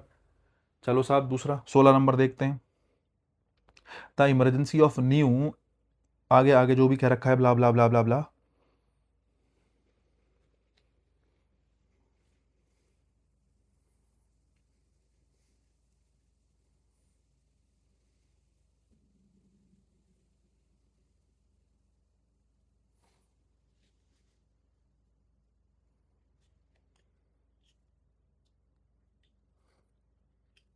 बहुत आसान क्वेश्चन है, कभी तुम सोच रहे हो। देखो मैं बताता हूं, अगर तुम देख पा रहे हो, इमरजेंसी सब्जेक्ट है, ठीक है, ये हो गया सब्जेक्ट, ऑफ हो गई प्रपोजिशन, न्यू जो है वेरिएंट्स वगैरह जो भी इन्होंने लिख रखा है, इसका ऑब्जेक्ट हो गया प्रपोजिशन, ये उसका ऑब्जेक्ट साहब। अमिड भी प्रपोजिशन ही तरीके से ही काम करेगा, amid what, inconsistent global vaccination efforts, preposition उसका क्या हो गया साहब, ऑब्जेक्ट हो गया, पूरा पूरा ऑब्जेक्ट बन जाएगा। बोले कैसे भाई, एफर्ट्स नाउन है, ये उसका एडजेक्टिव है, ये उसका एडजेक्टिव है, और ये उसका एडजेक्टिव है। ठीक है, तीनों एडजेक्टिव ही हैं वैसे। एफर्ट्स की क्वालिटी बताइए कैसे, वैक्सीनेशन एफर्ट्स, ग्लोबल एफर्ट्स और इनकंसिस्टेंट, लगातार एफर्ट्स करे जा रहे हैं ग्लोबल लेवल पे वैक्सीनेशन को लेके। ठीक है, तो एफर्ट्स तीनों, ये तीनों एडजेक्टिव एफर्ट्स के लिए आए हैं। दूसरी बात, आपको फिर उसके बाद यहां जो वर्ब रखनी है, ये वर्ब आएगी सब्जेक्ट के हिसाब से। सब्जेक्ट कौन है, इमरजेंसी। अगर सब्जेक्ट इमरजेंसी है तो फिर हैव या हैज, हैज। अगर हैज है तो गलती कौन से पार्ट में है, तीसरे में है। आंसर लगाओ सी फॉर कैट और आगे बढ़ो, क्या ही दिक्कत है। नेक्स्ट देखो 17 number, that the experimental results, not results.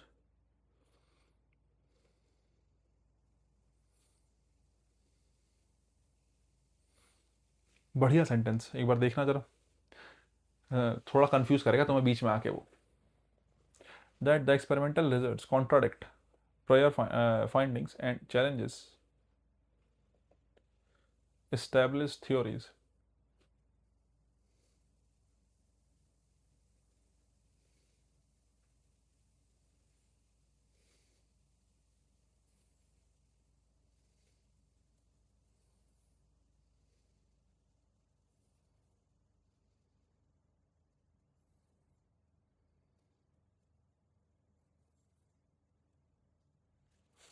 देखो भाई मैं समझा देता हूँ, तुम्हें थोड़ा सा कन्फ्यूजन तो हुआ होगा, इसलिए मैंने टाइम भी लिया है।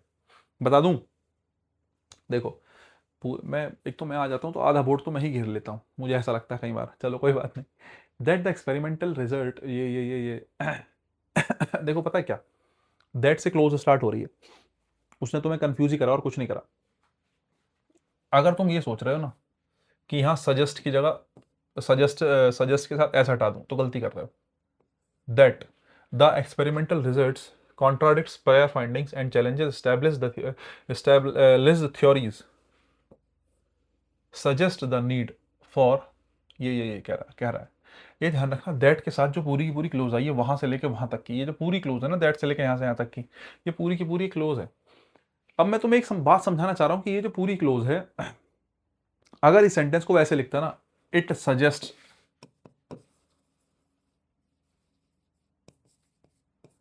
The need of love love love, इस पूरी क्लोज के बदले इट लिखता तो तुम्हें समझ में आता कि इस पूरी क्लोज के बदले क्या लिखा गया, इट लिखा गया। तो तुम इट के साथ सजेस्ट लगाते बिल्कुल ठीक रहता, तुम्हें कोई समस्या होती ही नहीं कि इट के साथ सजेस्ट आया है। ये समस्या है फिलहाल, ये तुम्हारे दिमाग में अगर आ रही है तो मैं तुम्हें समझाता हूं हो क्या रहा है। देखो ये जो है ना, ये पूरी क्लोज है, यहां से लेके यहां तक, कोशिश करो पढ़ने की, बताता हूं। That the experimental results contradict prior findings and challenges establish theories, ठीक है, suggest the need for further investigation into the novel methodology. बहुत बढ़िया साहब, मैं आपसे ये कहना चाह रहा हूं कि ये पूरी की पूरी क्लोज है, उसके लिए क्या आ गया, सजेस्ट आ गया। ये सजेस्ट करती है, मान लेते हैं, लेकिन अब जरा आगे देखो, वो यहां पे क्या कह रहा है, ये चैलेंजेस किसके लिए आया, सवाल ये बनता है, चैलेंजेस भी तो वर्ब है, चैलेंजेस किसके लिए आया, जरा देखो।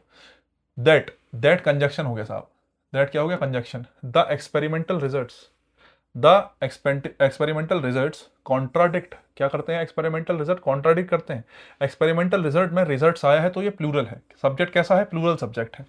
कॉन्ट्राडिक्ट करते हैं, कॉन्ट्राडिक्ट भी प्लूरल वर्ब है साहब, बिल्कुल सही बात है। कॉन्ट्राडिक्ट व्हाट, कॉन्ट्राडिक्ट जो है प्रायर फाइंडिंग्स, कॉन्ट्राडिक्ट का ऑब्जेक्ट बना प्रायर फाइंडिंग्स, ये इसका ऑब्जेक्ट हो गया साहब। एंड चैलेंजेस एस्टेब्लिश्ड थ्योरीज, अब देखो फिर से वही बात है, अगर तुम ये समझ जाओ कि ये जो एंड आया है ये अपने से पहले एक वर्ब के लिए आया है और अपने बाद भी एक वर्ब के लिए आया है, इन दोनों वर्ब्स का सब्जेक्ट एक ही है, बस इतना समझा, वो तुमसे ये जानना चाह रहा है कि तेरे से ये समझ में आई बेटे, नहीं आई, बस तुम्हें अगर ये आ गई तो ये काम हो गया। कैसे, एंड से पहले वर्ब, एंड के बाद वर्ब, और ये दोनों वर्ब्स किसके लिए आई, किसी एक कॉमन सब्जेक्ट के लिए आई।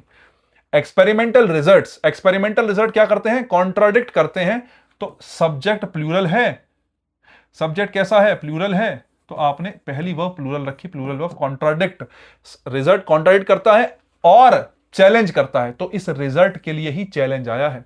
रिजल्ट प्लूरल सब्जेक्ट है, और अगर प्लूरल सब्जेक्ट है तो चैलेंजेस नहीं, चैलेंज आएगा। दूसरी बात, एंड से पहले प्लूरल वर्ब है और एंड के बाद भी कैसी ही वर्ब आएगी साहब, प्लूरल वर्ब आएगी, और ये दोनों वर्ब किसके लिए आई हैं, सब्जेक्ट के लिए। कौन सा सब्जेक्ट, एक्सपेरिमेंटल रिजल्ट्स। अगर तुम्हें बात समझ में आई हो, अगर तुम्हें बात समझ में आई हो तो आंसर बनेगा बी फॉर बॉल, ये आ गया आंसर, ठीक है। अब मैं पूछूं सजेस्ट किसके लिए आया, भाई पूरी की पूरी क्लोज के लिए, वहां से लेके वहां तक के लिए क्या आया, सजेस्ट आया। और पूरी मैंने कहा एक क्लोज के लिए क्या आता है, एक क्लोज सिंगुलर होती है, उसके साथ कैसी वर्ब आती है, सिंगुलर वर्ब आती है, इसलिए सजेस्ट लिखा गया, जो कि बिल्कुल सही है। बहुत से बच्चे ये देखेंगे एंड से पहले वर्ब, एंड के बाद वर्ब, दो वर्ब हो गई तो सजेस्ट लिख दूं, गलत कर दोगे। पूरी क्लोज के लिए सजेस्ट का प्रयोग बिल्कुल सही है, ठीक है। 18 नंबर देखो साहब, she had barely finish writing her essay then, बताओ साहब।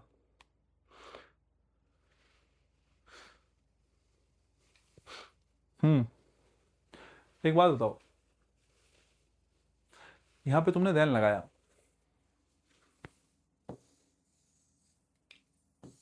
क्या ये सही है, बस इतना सोच के बता दो, देन लगाया, देन ही सही है, देन होता क्या है पहले ये बताओ, ये तत्काल ही कमेंट करके बताओ कि देन होता क्या है, देन का काम क्या काम है, किस काम के लिए देन का प्रयोग करते हैं, एक चीज। दूसरा, अगर जानते भी हो क्या होता है तो क्या ये सेंटेंस में ठीक है, ऐसा है कि ये वाक्य में इसमें ठीक है, ये सोच के बताओ। ये बहुत जरूरी बात है यार, तुम्हें पता ही होनी चाहिए, तुम्हें पता ही होनी चाहिए, ऐसा कोई ऑप्शन नहीं है इसके अलावा। देखो दो देन होते हैं, एक T H E N then होता है, एक T H A N then होता है, ठीक है।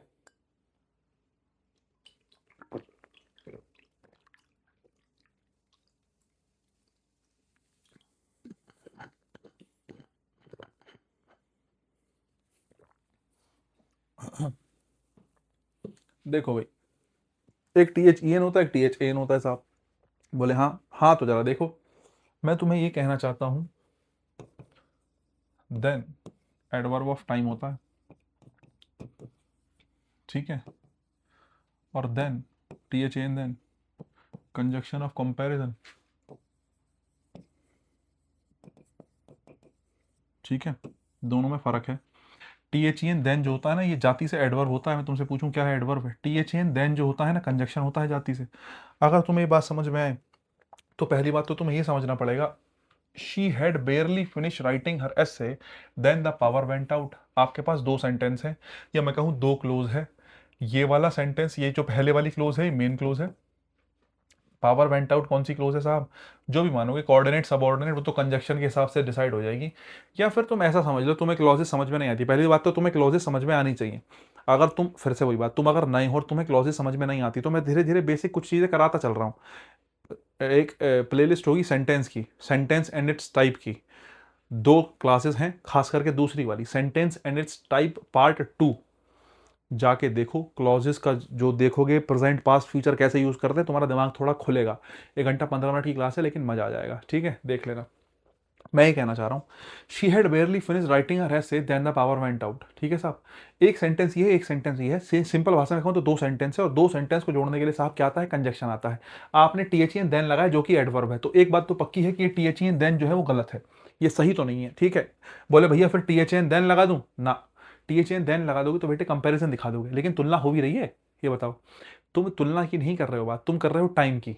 When he barely finish writing her ऐसे, जैसे ही उसने खत्म किया ही था अपना जो है मुश्किल से ऐसे लिखना, तुरंत ही क्या हो गया? पावर वेंट आउट, लाइट भाग गई। तुम टाइम बताना चाह रहे हो, लाइट कब भागी? जब उसने ऐसे लिखना, ज्यों ही उसने ऐसे लिखना खत्म किया, त्यों ही लाइट भाग गई। जैसे ही खत्म किया वैसे ही लाइट भाग गई, तो जैसे वैसे। और अगर ऐसा है टाइम दिखाना चाह रहे हो, तो टाइम दिखाने के लिए कंजक्शन आता है। किसका यूज करते हैं? वैन का। किसका यूज करते हैं? वैन का। और बेयरली के साथ आता भी वैन ही है, ठीक है, अगर तुम वैसे दिखाना चाह रहे हो तो। मतलब अगर टाइम वाला कॉन्टेक्स्ट है तो वैन का प्रयोग करना बिल्कुल सही है। हार्डली स्कार्सली के साथ आता जैसे, तो आप किसका यूज करोगे? वैन का यूज करोगे, देन काटोगे। देन अगर कुछ भी होता, देन तो हर सिचुएशन में गलत था, क्योंकि दो सेंटेंस को जोड़ने के लिए एडवर्ब नहीं आता, दो सेंटेंस को जोड़ने के लिए क्या आता है? कंजक्शन आता है। लेकिन कंजक्शन जो है वो भी कंपैरिजन का नहीं चाहिए था, कंजक्शन चाहिए था टाइम का, और टाइम के लिए किसका यूज करा मैंने? वैन का यूज करा। बात समझ में आई हो तो आंसर बनेगा बी फॉर बॉल, और आंसर चले और आगे चलेंगे हम क्वेश्चन नंबर 19 पे। बताओ साहब।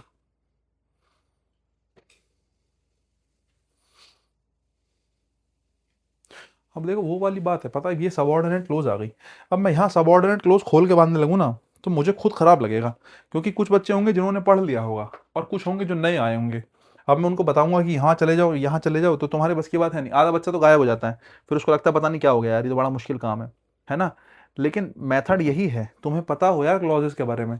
हर बार तो नहीं बताई जाएंगी क्लॉजेस, या क्लॉजेस की पहचान क्या है। ये सेंटेंस पूरा क्लॉज पे ही डिपेंडेंट है। सेंटेंस कैसा ही है, ये क्लोज पर ही डिपेंडेंट है पूरा सेंटेंस। देखो ध्यान से सुनो, छोटी सी बात बताता हूं, ज्यादा नहीं बताऊंगा।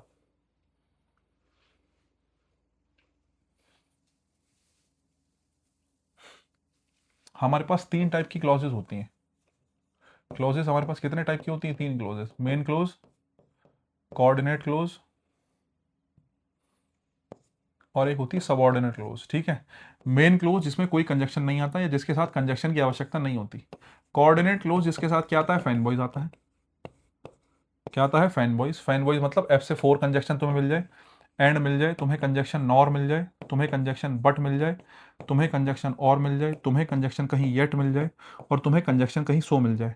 इन कंजक्शन के साथ रखा हुआ जो सेंटेंस होगा, साथ रखी जो क्लोज होगी, वो कोऑर्डिनेट क्लोज होगी साहब। और अब बोले सबऑर्डिनेट कौन सी होगी? फैन बॉयज के अलावा, ठीक है, फैन बॉयज के अलावा जितने भी कंजक्शन है,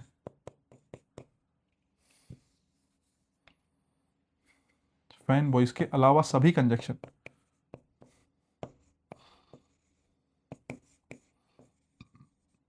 फैन बॉयज के अलावा सभी कंजक्शन किस में आते हैं? सबऑर्डिनेट क्लोज में आते हैं। ध्यान रखना, ये तुम्हें पता होना चाहिए। क्लोजेस 3 टाइप की होती हैं, ठीक है।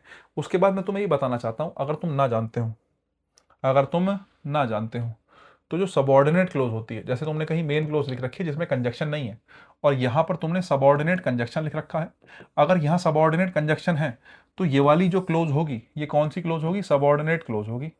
ठीक है, ये वाली जो क्लोज होगी वो कौन सी क्लोज होगी? सबऑर्डिनेट क्लोज होगी।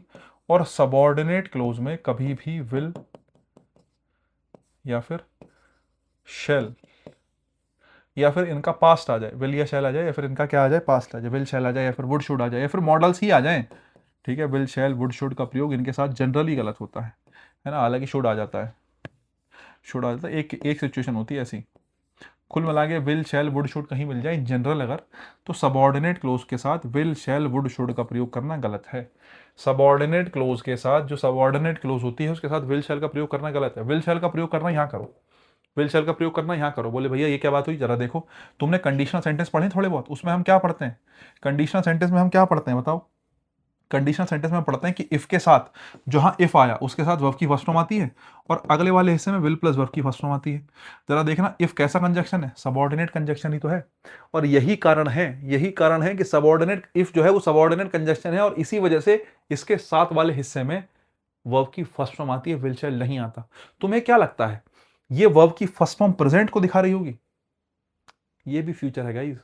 अगर तुम अब तक ये सोचते आ रहे हो कि ये वर्ब की फर्स्ट फॉर्म है तो ये प्रेजेंट है, इल्ले नहीं है, समझे? वर्ब की फर्स्ट फॉर्म जो है ये प्रेजेंट नहीं है, यहां पर ये यहां पर फ्यूचर ही है। तुम मुझे खून दो मैं तुम्हें आजादी दूंगा, या तुम मुझे खून दोगे तो मैं तुम्हें आजादी दूंगा। माना ये वाली बात हम कह रहे हैं, तो तुम्हारा खून देना भी फ्यूचर है और तुम्हें आजादी मिलना भी फ्यूचर है, दोनों ही फ्यूचर है। बोले भैया फिर यहां विल क्यों नहीं लगाया? यहां विल चल इसने लगाया क्योंकि ये कैसी क्लोज है? सबऑर्डिनेट क्लोज है। यहां पर कंजक्शन नहीं लगा, ये अकेली क्लोज है जिसमें कंजक्शन नहीं आया। कंजक्शन नहीं है तो ये कौन सी क्लोज है? Main close. और मेन क्लोज अपने आप में स्वतंत्र होती है। ये कौन सी क्लोज है साहब? Subordinate close. कैसे पता चला? क्योंकि कंजक्शन आया। इफ कैसा कंजक्शन है? Subordinate conjunction. तो इसके साथ बनी क्लोज कौन सी क्लोज? Subordinate close. और सबऑर्डिनेट क्लोज है इसलिए इसमें क्या नहीं आएगा? विल या शैल नहीं आएगा। विल या शैल नहीं आएगा तभी तो यहां केवल वर्ब की कौन सी form I? First form I. First form का ही प्रयोग करा गया, लेकिन ये है फ्यूचर ही, ये है फ्यूचर ही। तुम्हारा दिमाग थोड़ा खुलेगा। अब तुम सोच रहे होंगे बोले भैया तो तुम क्या कह रहे हो, वर्ब की फर्स्ट फॉर्म फ्यूचर बता रहे हो। जो कभी कंडीशनल जब पढ़ाऊंगा मैं एक बार, तब तुम्हें लगेगा कि हाँ यार वास्तव में कुछ बता दिया है, क्या बता दिया। तार तुम्हारे दिमाग के खुलेंगे थोड़े तब, है ना। अभी तो तुम्हें लग रहा है ऐसा कि ठीक है चलो कोई बात नहीं, आ जाओ। अगर बात समझ में आई हो तो मैं बस इतनी बात समझाना चाहता हूँ। Professor postpone discussion until the research would be published. Until है, अंटिल सबऑर्डिनेट कंजक्शन है, या मैं कहूं अंटिल सबऑर्डिनेट कंजक्शन है। अंटिल का मतलब होता है इफ नॉट। अगर अंटिल को खोलूं तो अंटिल होता है इफ नॉट। तो कुल मिला के अंटिल इफ ही है। अंटिल क्या ही है? इफ ही है। इफ का निगेटिव अंटिल होता है। अगर तुम ये बात समझो तो तुमने कंडीशनल सेंटेंस पढ़े हैं। माना तुम्हें ये वाली बात समझ में नहीं, पता नहीं क्या बता दिया मास्टर ने, हमें तो समझ में नहीं आया साहब। एक बात तो तुम्हें समझ में आ सकती है कि यहां इफ आया है, और तुम्हें पता होना चाहिए इफ के साथ वाले हिस्से में विल शैल का प्रयोग नहीं होता, या वुड शुड का प्रयोग नहीं होता। ये गलत है। इफ के पहले वाले हिस्से में होता है, या इफ से दूसरे वाले हिस्से में होता है, ऐसा कह लो। तो अंटिल द रिसर्चर्स वुड भी नहीं आप कहेंगे, पास दिखाना है प्रोफेसर पोस्टपोन। हाँ, until the research was published, until the research was published आप कहेंगे, ध्यान रखना, बात काम की है। बाकी अगर क्लोजेस के माध्यम से समझना है तो ये पहली वाली जो पूरी क्लोज है साहब ये मेन क्लोज है, क्योंकि इसमें कंजक्शन नहीं आया। यहां कंजक्शन आ गया तो ये वाली जो क्लोज बनेगी पूरी लास्ट वाली, है ना, ये पूरी की पूरी सबऑर्डिनेट क्लोज बनेगी। क्यों बनेगी सबऑर्डिनेट क्लोज? क्योंकि यहां पर क्या आया है? अंटिल आया है, जो कि सबऑर्डिनेट कंजक्शन है। और ध्यान रखना सबऑर्डिनेट क्लोज में कभी भी विल शैल या वुड का प्रयोग नहीं होता, इसलिए मैंने यहां से वुड हटा के वॉज लिख दिया पास दिखाने के लिए। ठीक है, 20 नंबर देखिएगा अगर आपको बात समझ में आई है तो।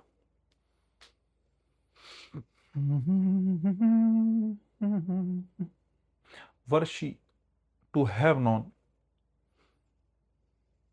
भाई साहब ठीक सेंटेंस है साहब, थोड़ा सा ठीक सेंटेंस है, लेकिन थोड़ा सा तुम्हारा देखने का नजरिया अगर बेहतर हो जाए तो सेंटेंस कुछ भी ठीक नहीं है, फिर आसान ही है।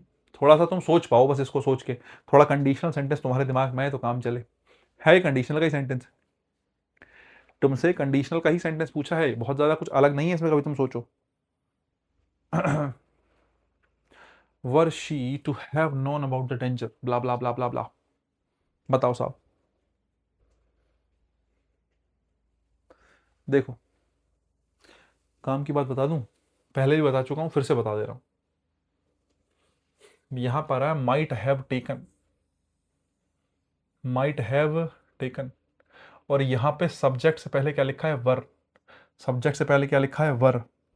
अगर तुम ये बात समझ लो मेरे कहने से, केवल मेरे कहने से, कि तुम्हें पता होना चाहिए कि इफ के साथ वाले सेंटेंस में हिस्से में वर्ब की फर्स्ट फॉर्म हो तो अगले वाले में विल प्लस वर्ब की फर्स्ट फॉर्म हो। इफ के साथ वाले में अगर वर्ब की सेकंड फॉर्म हो तो इफ के बाद वाले में वुड प्लस वर्ब की फर्स्ट फॉर्म हो। ठीक है, एक बात। दूसरी बात, अगर इफ के साथ वाले हिस्से में हैड प्लस वर्ब की थर्ड फॉर्म है तो इससे दूसरे वाले हिस्से में क्या आता है, वुड हैव प्लस वर्ब की थर्ड फॉर्म आता है। ठीक है, वुड हैव प्लस वर्ब की थर्ड फॉर्म आता है। लेकिन ये वुड मॉडल फिक्स नहीं है, इस वुड की जगह कुछ और भी आ सकता है। अगर तुम्हें कुछ, जैसे यहाँ पे माइट का यूज करा गया है ना, अगर कॉन्टेक्स्ट माइट वाला है तो माइट लगा लो, तुम्हें लगता है सजेशन वाला है तो माइट की जगह क्या लगा लो, शुड लगा लो। कुल मिला के यहाँ पर कुछ अन्य मॉडल भी आ सकते हैं, वुड यहाँ पर फिक्स नहीं होता।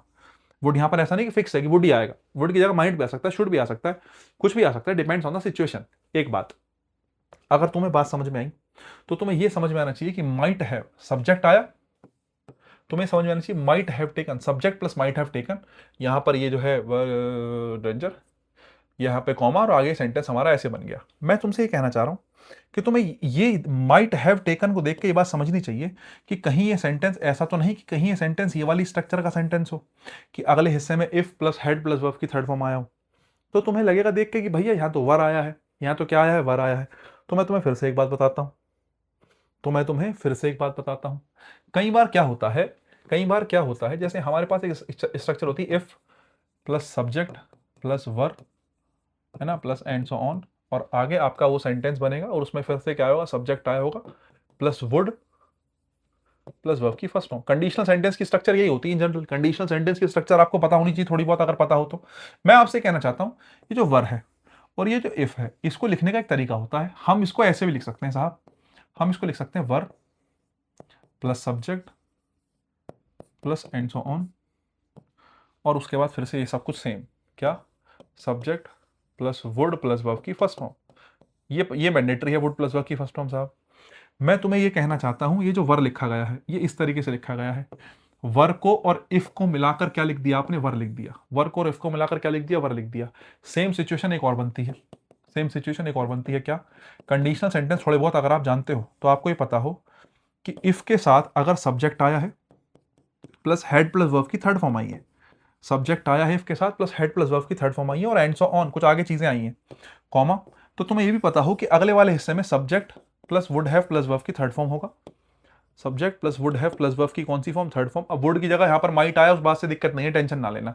मैं तुम्हें ये कहना चाहता हूं, यहां पर वुड हैव प्लस वर्ब की थर्ड फॉर्म, तो अगले वाले में हेड प्लस वर्ब की थर्ड फॉर्म। लेकिन इसको लिखने का एक तरीका और है, इस हेड को और इस इफ को मिलाकर लिख सकते हो। हेड को इफ की जगह पर अगर लिख दो तो इसको ऐसे लिख सकते हो, हेड प्लस सब्जेक्ट प्लस ये वाली वर्ब की third form plus and so on, comma, बाकी ये ऐसे का ऐसा ही। कैसे, subject plus would plus have plus verb की थर्ड फॉर्म, ये ऐसे का ऐसा ही। मैं तुम्हें बस इतना बताना चाहता हूं कि कई बार इफ की जगह पे उठ के हेड पहले आ जाता है, कई बार वर उठ के इफ की जगह पे आ जाता है तो वो वर ऐसे आ जाता है, ये स्ट्रक्चर होती है। अब अगर तुम्हें ये बात पता हो, बोले भैया ऐसे कौन से शब्द हैं जो इस तरीके से रिएक्ट कर सकते हैं, तो तुम्हें बस एक बात ध्यान रखनी है, इफ की जगह पे आके इफ का काम करने वाले केवल 3 शब्द हैं। एक तो वर ये काम कर सकता है कि उठ के पहले आ जाएगा, एक हेड ये काम कर सकता है कि उठ के पहले आ जाएगा, और एक शुड ये काम करता है कि उठ के पहले आ जाएगा। तुम्हारी नॉलेज के लिए 3 ही शब्द बहुत हैं जो इफ के स्थान पर प्रयोग हो सकते हैं। अगर तुम्हें ये बात मेरी समझ में आ गई, तो तुम्हें यह भी समझ में आना चाहिए कि वुड हैव प्लस वर्ब की थर्ड फॉर्म या माइट हैव प्लस वर्ब की थर्ड फॉर्म अगर एक हिस्से में आया है तो इससे पहले वाले हिस्से में क्या आना चाहिए, हेड प्लस वर्ब की थर्ड फॉर्म। क्या आना चाहिए, हेड प्लस वर्ब की थर्ड फॉर्म। तो इसको लिखने का तरीका होना चाहिए, इफ शी हैड नोन और about blah blah blah blah, आगे सेंटेंस ऐसे कैसे ही। सही सेंटेंस ये होगा, if she had known about the danger she might have taken blah blah blah, आगे सेंटेंस बन गया ऐसे कैसे ही। बोले भैया लेकिन यहां तो पहले लिखा है, तो इसको पहले लिख दो। मैंने कहा इस बात को लिखने का बेहतर तरीका क्या है कि इफ को और हेड को जोड़ के लिख दो। बोले जी कैसे लिखूं, हेड शी नोन ऐसे कैसे, हेड शी नोन, और हेड शी नोन के बाद आगे जो भी सेंटेंस है वैसे कैसे ही। तो बोले भैया क्या चेंज करना चाहिए सेंटेंस में, हालांकि गलती पहले वाले पार्ट है, तुम्हें ही समझ में आ जाना चाहिए देखते ही कि माइट हैव प्लस वर्ब की थर्ड फॉर्म है, तो अगले वाले में हैड प्लस वर्ब की थर्ड फॉर्म आएगा, लेकिन वहां वर लिखा है, तो वर काट के तुम्हें हैड कर देना है। लेकिन सही कैसे होगा, सही होगा कि वर की जगह हैड लिखो, उसके बाद शी नोन, हैड के बाद शी नोन, तो शी लिखा है टू हैव हटाओ और आप कहोगे नोन। अब सेंटेंस आपका बिल्कुल सही है। और गलती कौन से पार्ट में, पहले पार्ट में, आंसर बनेगा A for Apple. I think so बात समझ में आ पाई होगी जो मैंने समझाने की कोशिश करी है।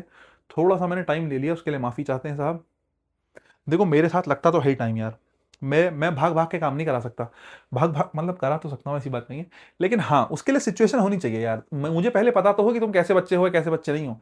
कभी कभी एक जमाने में जब बैच स्टार्ट करेंगे और मैं मान के चलूंगा कि हम जो है सिलेबस पढ़ चुके होंगे, मेरा जब भी मैं पढ़ाता हूँ ना, मतलब जो बच्चे मुझसे पढ़े हैं पहले और जिन्होंने मेरे साथ सिलेबस कंप्लीट करा है, तुम विश्वास नहीं मानोगे, संडे को हमारी क्लास होती थी। संडे मतलब जो है कोचिंग वोचिंग में तो चलो जो होता था, उसके बाद में ट्यूशन वगैरह लेता था, तो उसमें ही होता था कि सुबह को हमारी क्लास होती थी। मेरे लेक्चर्स बेसिकली दोपहर के बाद होते थे, और जो बच्चा शायद जो मुझसे पढ़ा है और सिलेक्टेड है, बहुत सारे बच्चे हमारे पढ़ाए हुए दिल्ली में वर्किंग है, तो उनको पता होगा सुबह सुबह में, मतलब हमारा ऐसा जब पेपर आता था, पेपर से पहले सुबह सुबह में हम लगभग लगभग डेली के डेली, मतलब मैं 2-2.5 घंटे क्लास में 300 सेंटेंस डिस्कस करा देता था। तो स्पीड की तो बात ऐसे ही मैं करवा सकता हूँ, लेकिन उसके लिए मुझे ये पता हो कि सामने वाले बच्चे कैलेबर इतना है, मैं भागा फिर रहा हूँ और मैं तेजी से भाग रहा हूँ, दौड़ रहा हूँ एकदम, और मुझे पता ही नहीं चल रहा कि सामने वाला बच्चा कैलेबर है कितना, वो समझ ही पा रहा है या नहीं समझ पा रहा है। मेरे सामने वो बच्चे बैठे जिनको मैंने सिलेबस पढ़ा दिया, तब तुम मेरा एक अलग रूप देखोगे कि हाँ यार इस आदमी को, मतलब अब फिर मैं इतना तेज बोलूंगा तुम्हें पकड़ना ही मुश्किल होगा, तुम्हारा ध्यान हटा और मैं निकला। तब हमारा ऐसा होता था कि मतलब मुझे बड़े अच्छे से दिन याद है, सर्दी होती थी बढ़िया एकदम, सुबह सुबह बच्चे आके कमरे में भर जाते थे और शीट्स में प्रिपेयर कर लेता था बढ़िया सी, बढ़िया एकदम खूब शीट्स प्रिपेयर करते थे हम कि आज फिल इन द ब्लैंक करेंगे। तो 300 question fill in the blank के बांट दिए, आधा पौन घंटा, 1.5 घंटा, 2 घंटा अपना उनको दे दिया करने के लिए। ठीक है भाई, तुम कि जो भी मतलब जितने भी सेंटेंस उस हिसाब से, और उसके बाद फिर डंडी लेके अपना, जैसे कोई बहुत कॉमन सेंटेंस आया था तो मैं मारता बहुत था मैं। अभी तुम्हें ऐसा लगा, अभी जैसे बच्चे कमेंट करते हैं अरे बहुत सॉफ्ट है सर आप तो पता नहीं क्या, अरे अभी तुम जानते नहीं हो मुझे, समझे, बहुत मारा मैंने बच्चों को। हालांकि सेलेक्ट भी हो गए वो इस चक्कर में, ऐसा भी है, डरते भी थे बच्चे, मतलब मेरी क्लास का माहौल कभी ख़राब नहीं हुआ, बहुत शांति से रहते थे। और वही रीज़न है कि मैं ये सब चीज़ें मिस करता हूँ, और ऑफलाइन तो खास करके मैं मिस करता हूँ। तो एक टाइम अब ऐसा आ ही गया, मुझे लगता है थोड़ा स्टेबल हो गए, ये सब चीज़ें सेटअप वेटअप करने लायक हो गए, तो कर लिया, और अब स्टार्ट कर रहे हैं सब कुछ, तुम्हारे साथ है ही, तुम्हारे सामने चीज़ें अभी। यहाँ थोड़ा टाइम लगेगा स्टेबल होने में, धीरे धीरे, है ना। तो वही है, तो जैसे अब मुझे पता चल जाएगा ना, एक ऑडियंस मेरी जब क्रिएट हो जाएगी कि हाँ मेरे पढ़ने वाले बच्चे हैं, तो फिर उनके हिसाब से क्लासेस भी स्टार्ट होगी। अभी मैं now I am just growing, कि भाई मैं ग्रो हो रहा हूँ ऑनलाइन के साथ साथ। एक थोड़ी सी ऑडियंस जो है हमारी इकट्ठी हो जाए, सब कुछ हो जाए, अब वो ये सब तुम्हारे ही हाथ में है, तुम जो है अपना एंड से चीज़ें करते रहोगे एकदम बढ़िया। अभी तुम अच्छा चल रहा है, मतलब तुम कमेंट शेयर अपना सब्सक्राइब अपना जो भी है दोस्तों को शेयर करते रहोगे, एक लिमिटेड ऑडियंस के बाद फिर हम जो है, फिर हम कुछ ऐसे बच्चे चुन सकते हैं जिनका कैलिबर अच्छा हो गया, तो उसके साथ फिर हम शुरू कर सकते हैं चीज़ें कि भाई हमने सुबह से लेकर शाम तक या 1 घंटे मैंने 100 क्वेश्चन डिस्कस कर लिए और वो सबके समझ में भी आ गए।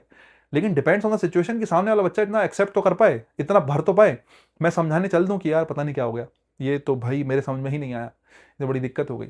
अब ये सीजल की जो है प्रैक्टिस जो है क्वेश्चंस करा रहा हूँ, तो एटलीस्ट मैं तुमसे ये बात कर सकता हूँ कि हाँ 1 घंटे में 100 क्वेश्चन भी हो सकते हैं, ऐसी दिक्कत नहीं है। डिपेंड्स बच्चा कैसा है, एक्सेप्ट कर भी पाएगा है नहीं। यूट्यूब पे जैसे हम 4-5 हज़ार बच्चे लेके अभी चल रहे हैं, बहुत कम बच्चे ऐसे होंगे जिनको जिनको जो है अगर मैं जैसे कंडीशनल सेंटेंस की मैंने बात करी, जिनको बहुत पहले से पता होगी, बहुत रेयर सिचुएशन ऐसी होती है। ठीक है, बाकी आपके कोई विचार हैं तो आप अपना कमेंट बता सकते हैं, कोई ऐसी दिक्कत नहीं है। आ जाओ जरा। Neither the students nor the teacher were aware, फिर वही सेंटेंस है, आइदर और नाइदर नॉर में क्या आया, द टीचर आया, और द टीचर के साथ वर या वाज आएगा। तो बोले ये वाली बात पहले ही डिस्कस कर चुका हूं, दोबारा नहीं करूंगा, आगे चलते हैं।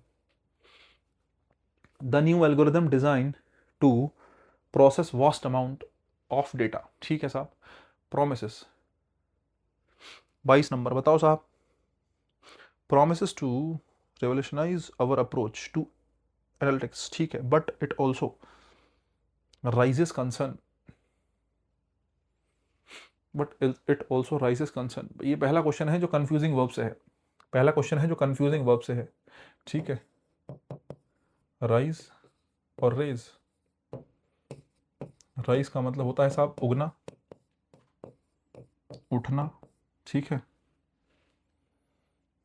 रेज होता है उठाना उगाना कह सकते हो, उठाना कह सकते हो। जैसे सूरज का उगना, खुद उगता है तो राइज है ना, रेज होगा किसी चीज को उगाना, किसी चीज का खुद से उठना राइज है, तुम्हारे द्वारा उठाया जा रहा है तो क्या है, रेज है। ठीक है, अच्छा ठीक है। अगर मैं तुम्हें ये बात कहूं कोई चीज खुद से उग रही है, खुद से उठ रही है, तो तुम्हें ये बात पता होनी चाहिए। देखो वर्ब जो है ना, वर्ब वर्ब को तुम एक्शन के हिसाब से डिसाइड करा करो, कैसा एक्शन है। जो तुमने काम करा वो आगे ट्रांजिट हुआ भी या नहीं हुआ। जैसे मैंने कहा किसी चीज का उठना, किसी चीज का उठना, तुमने उठाया खुद उठी, तुमने नहीं उठाया। उठना मतलब खुद से उठना। अगर कोई चीज खुद से उठी है तो आगे जो है उसका इफेक्ट ट्रांसफर नहीं होगा, खुद से हुआ होगा। अगर खुद से हुआ होगा तो तुम्हें ये बात समझ में आनी चाहिए कि राइज जो है वो इंट्रांजिटिव वर्ब बनेगी।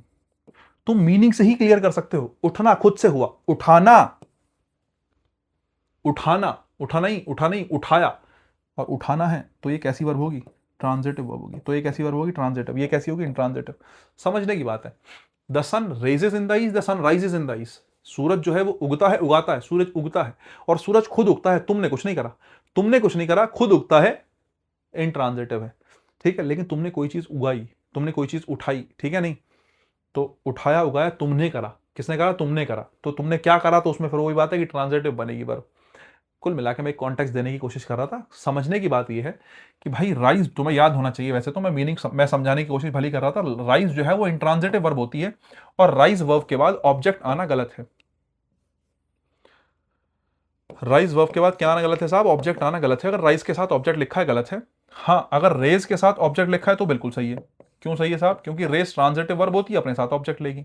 अब मैं तुमसे कहूं कि भाई बट इट ऑल्सो, लेकिन ये जो है क्या उठाता है, ये कंसर्न, एक कंसर्न पैदा करता है, एक चिंता पैदा करता है, एक चिंता को उठाता है, एक कंसर्न उठाता है।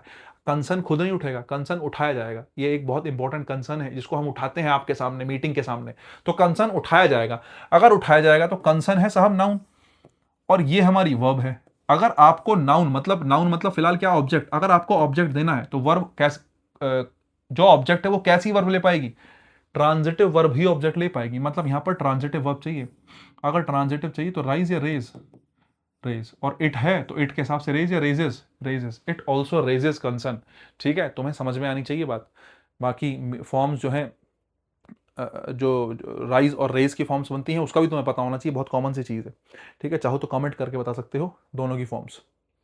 23, the consensus was not that data it self was flowed. बताओ भाई 23 बड़ा सा सेंटेंस लग रहा है। It self was flowed but that the interpretation by the junior analyst. ठीक है, देखो आसान सेंटेंस है। मुझे तो एक बार को लग रहा था कि मुश्किल ना हो गई, लेकिन नहीं। देखो, the consensus was, consensus singular है साहब, उसके लिए वॉज आ गया। Not that the data itself was flowed, the data itself was flowed. ठीक है, आ जाओ, इटसेल्फ वॉज फ्लोड, ठीक है। But that it's interpretation, it's interpretation subject है, बाई प्रपोजिशन उसका ऑब्जेक्ट है द जूनियर एनालिटिक्स। ये सब्जेक्ट हो गया। इस सब्जेक्ट के लिए वर आएगा या वाज आएगा। इंटरप्रिटेशन वॉज, ठीक है, overly optimistic. The interpretation was overly optimistic. तो इंटरप्रिटेशन सिंगुलर है, इसके साथ वर नहीं, किसका यूज करेंगे साहब, वॉज का यूज करेंगे। कॉमन सी बात है। इंटरप्रिटेशन, इट्स इंटरप्रिटेशन किसकी साहब, उसकी जो बात चल रही है, कॉन्सेंसस की जो इंटरप्रिटेशन है, वॉज ओवरली ऑप्टिमिस्टिक, वो ज्यादा ऑप्टिमिस्टिक थी, उसको ज्यादा ही ऑप्टिमिस्टिक बना दिया गया था। ऐसा तो हम कुछ कहना चाह रहे हो। बाकी सब कुछ ऑब्जेक्ट बन रहा है कुल मिला के। ठीक है, सब्जेक्ट बनेगा इंटरप्रिटेशन, उसका ऑब्जेक्ट बनेगा, उसकी वर्ब बनेगी was. 24, the committee has postpone the announcement until further information.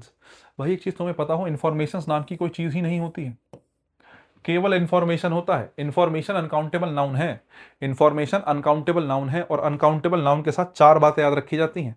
Uncountable noun के साथ SEIS नहीं लगता, अनकाउंटेबल नाउन के साथ प्लूरल वर्ब का प्रयोग नहीं करते, अनकाउंटेबल नाउन के साथ AN का प्रयोग नहीं करते, और अनकाउंटेबल नाउन के साथ नंबर डिनोटिंग एडजेक्टिव्स का प्रयोग नहीं किया जाता। नंबर डिनोटिंग एडजेक्टिव्स मतलब 1 2 3 4 मैनी फ्यू, कुछ ऐसे शब्द जो नंबर्स को दिखाते हैं, संख्या को दिखाते हैं। इन सभी शब्दों का प्रयोग किसके साथ, अनकाउंटेबल नाउन के साथ करना गलत माना जाता है। अगर बात समझे तो इन्फॉर्मेशन कोई शब्द है ही नहीं, क्या है, इन्फॉर्मेशन है। और इसीलिए आंसर क्या बनेगा, तीसरा बनेगा। चलिए साहब नेक्स्ट देखिएगा, neither the scientist nor the research team, फिर से वही बात है, आइदर और नाइदर नॉर, नॉर के बाद the research team, the research team जो है उसके साथ किसका यूज करेंगे साहब, वॉज का यूज करेंगे, the research team was. Next देखो, the central banks decision was only aimed to curb inflation but also intended to, बताओ भाई। देखो सेंटेंस बहुत आसान है, लेकिन ये ना एसएससी के कॉन्टेक्स्ट से बाहर का सेंटेंस है ना। मैं कर्व पे ही रुक गया क्योंकि मुझे सेंटेंस का जो है कॉन्टेक्स्ट यही समझ में आ गया, ठीक है। मैंने कर्व के बाद कर दिया क्योंकि वो कर्व पे ही सेंटेंस जो है क्लियर हो गया। ये सेंटेंस पहले बैंक में पूछे जाते थे, जनरली एसएससी का कॉन्टेक्स्ट ये नहीं था, मतलब एसएससी का पैटर्न ये नहीं था, एसएससी इस कॉन्टेक्स्ट के सेंटेंस नहीं पूछता था। लेकिन वक्त बदल गया, जज्बात बदल गया, और बदल गया तो फिर आ भी गया। एक बार देखो जरा क्या हो सकता है, अपने हिसाब से जरा बताओ, मैं हट जाता हूं।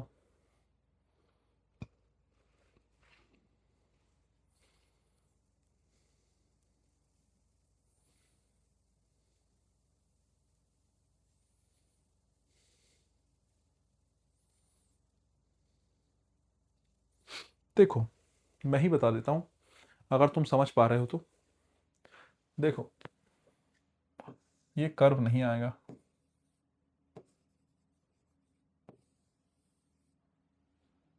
सवाल उठता है कि दोनों में फर्क क्या है साहब, सवाल उठता है कि दोनों में फर्क कहा क्या है।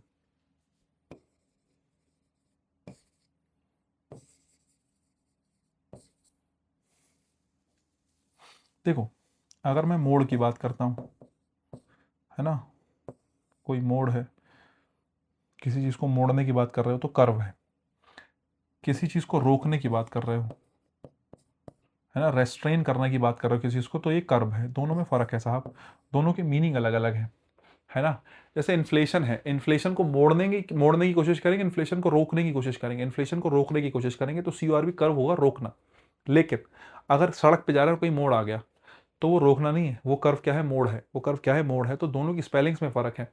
अगर मुझे लगता है बात तुम्हें समझ में आई, जरा एक बार पढ़ने की कोशिश करना। द सेंट्रल बैंक्स डिसीजन, जो सेंट्रल बैंक का डिसीजन है, not only aimed to curb inflation, central bank का जो डिसीजन है कि केवल क्या नहीं करना, इन्फ्लेशन को कर्ब नहीं करना, कर्व का मतलब रोकना नहीं है केवल इन्फ्लेशन को, but also intended to stimulate economic growth, लेकिन क्या भी करनी है, स्टिमुलेट जो है बढ़ानी है, इकोनॉमिक ग्रोथ को भी बढ़ाना है। तो कर्व क्या हो गया, रोकना, किसी चीज को क्या करना, लिमिट करना, किसी को क्या करना, लिमिट करना, या फिर आप कह सकते हैं रेस्ट्रेन करना, बाधित करना किसी चीज को, किसी चीज को लिमिट करना, ठीक है नहीं। और यहां पर कर्व का मतलब तो मोड़ने से है ही, ठीक है। आपको मैं, अगर आप चाहें तो मैं एक सेंटेंस आपको, एक दो सेंटेंस मैं आपको दे सकता हूं। जैसे मैं कहता हूं आपसे, the road takes a sharp curve,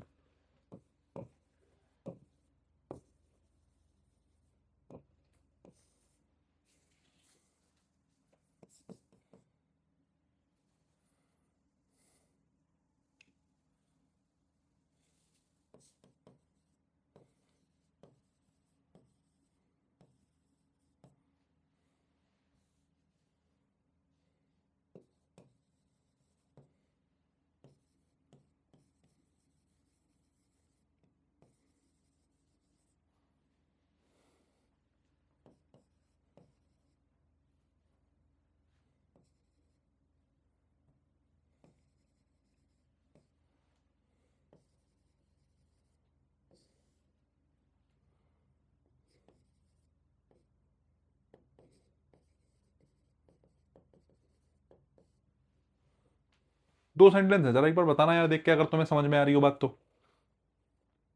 देखो अब रोड के मोड़ की बात कर रहे हैं, तो the road takes a sharp ahead, सामने की तरफ जो रोड है वो एक जो है क्या लेती है, एक शार्प रोड, शार्प जो है रुकाव लेती है, या अहेड मतलब सामने की तरफ मोड़ है। अगर मोड़ है तो मोड़ जो होगा वो क्या होगा, कर्व होगा। यहाँ पर आप किसकी बात कर रहे हो, मोड़ की बात कर रहे हो साहब, ठीक है। तो रोड जो है वो मोड़ लेगी।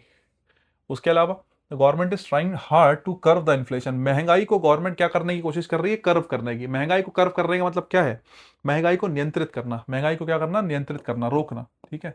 महंगाई को कर्व करना यहां पर है नियंत्रित करने को, महंगाई को नियंत्रित करने की कोशिश कर रही है, ठीक है। कर्व करना मतलब रोकने, महंगाई को रोकने की कोशिश कर रही है गवर्नमेंट। तो ये जो है ध्यान रखना। अगर तुम्हें कॉन्टेक्स्ट समझ में आया हो तो मुझे लगता है आगे चलते हैं, क्वेश्चन हमारा हो ही गया है पूरा। 27, hardly did the manager new, ओहो, इसके आगे जाने की आवश्यकता है। आपने हार्डली रखा वाक्य के स्टार्टिंग में, आपने वाक्य के शुरू में एडवर्ब रख दिया। अगर सेंटेंस के स्टार्टिंग में एडवर्ब आता है तो सेंटेंस में इन्वर्जन का प्रयोग करते हैं। इन्वर्जन का मतलब होता है सब्जेक्ट से पहले हेल्पिंग वर्ब का या मेन वर्ब का होना। ये मैनेजर हमारा सब्जेक्ट है, ये मेरी वर्ब हो गई। अगर ये मेरी वर्ब हो गई तो वर्ब से पहले आपने इन्वर्जन दे दिया, क्योंकि शुरू में एडवर्ब आया था। इन्वर्जन देने के लिए आपने डिड, सॉरी, इन्वर्जन देने के लिए आपने क्या रख दिया, डिड रख दिया। सब्जेक्ट से पहले डिड आ गया। ये हमारा होता ही है, अगर वाक्य के स्टार्टिंग में एडवर्ब आ जाता है तो हमें इन्वर्जन देना होता है। इन्वर्जन दो टाइप का होता है, पार्शियल इन्वर्जन और कंप्लीट इन्वर्जन। हमने फिलहाल पार्शियल इन्वर्जन दिया, क्यों? क्योंकि एडवर्ब जो है, मतलब देखो, कुछ स्पेसिफिक एडवर्ब होते हैं जिनके साथ ही कंप्लीट इन्वर्जन आता है, तो उस बात में जाने में टाइम लग जाएगा। ये समझो कि मैनेजर जो है यहाँ पे सब्जेक्ट है और न्यू आपकी वर्ब है। आपने एडवर्ब देख के इन्वर्जन दे दिया did.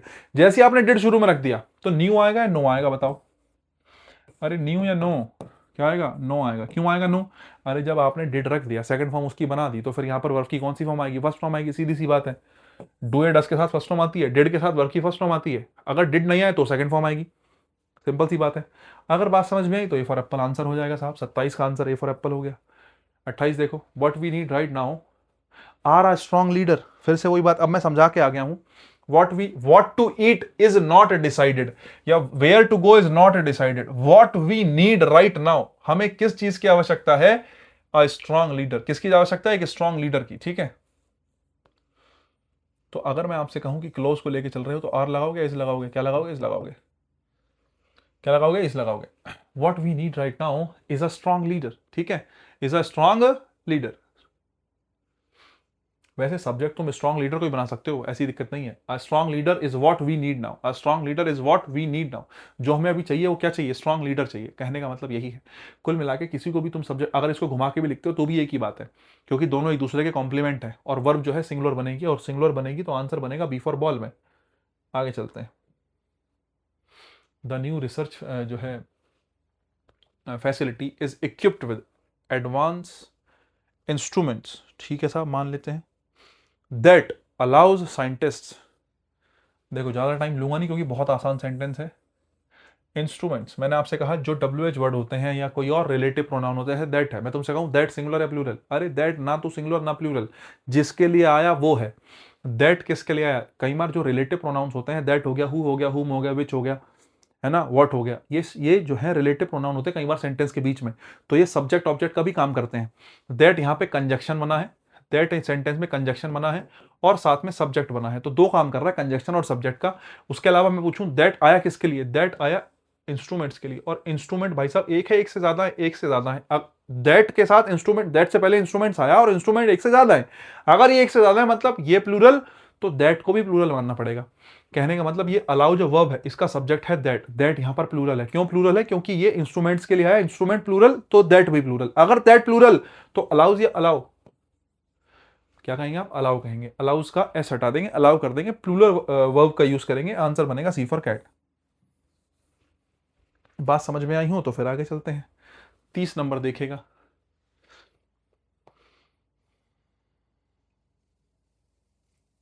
Not only did the committee reject the proposal for its impracticality, but also criticized। समस्या हो गई साहब, समस्या हो गई।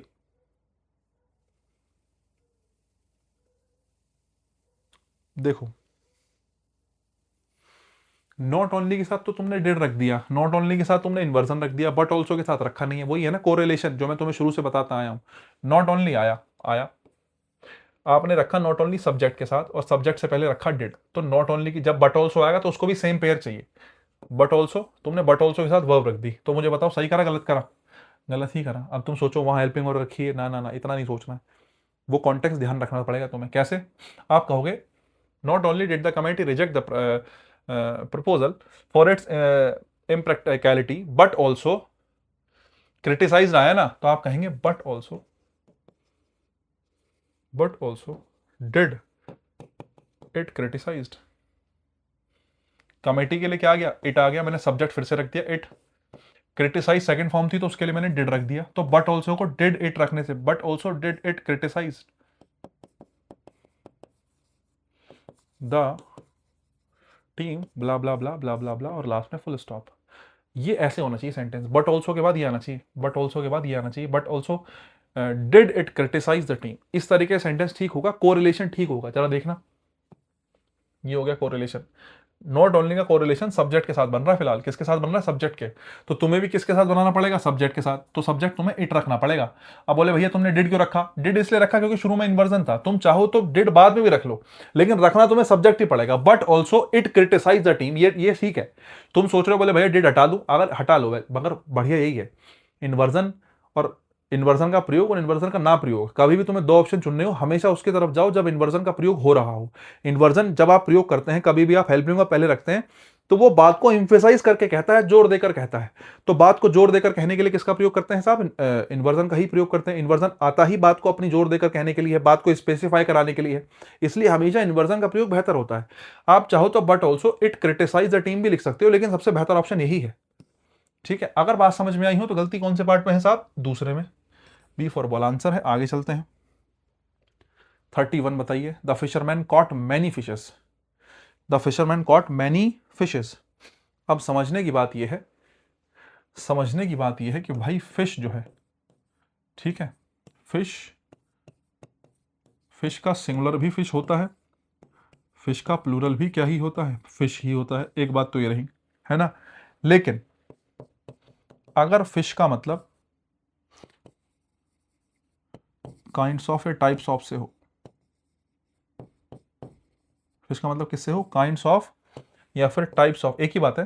टाइप्स ऑफ फिशेस से हो, टाइप्स ऑफ फिश से हो। अगर तुम फिश की, मछली के प्रकार की बात कर रहे हो, मछली के कितने प्रकार की मछली है, मछली के टाइप्स की बात कर रहे हो, उसको उसको बाइफर्गेट कर रहे हो उस तरीके से, टाइप्स के आधार पे, या आप कह सकते हैं काइंड्स के आधार पे कितने प्रकार की हैं, उस सिचुएशन में फिश सिंगुलर होता है और फिशेस क्या होता है? प्लूरल होता है, ध्यान रखना।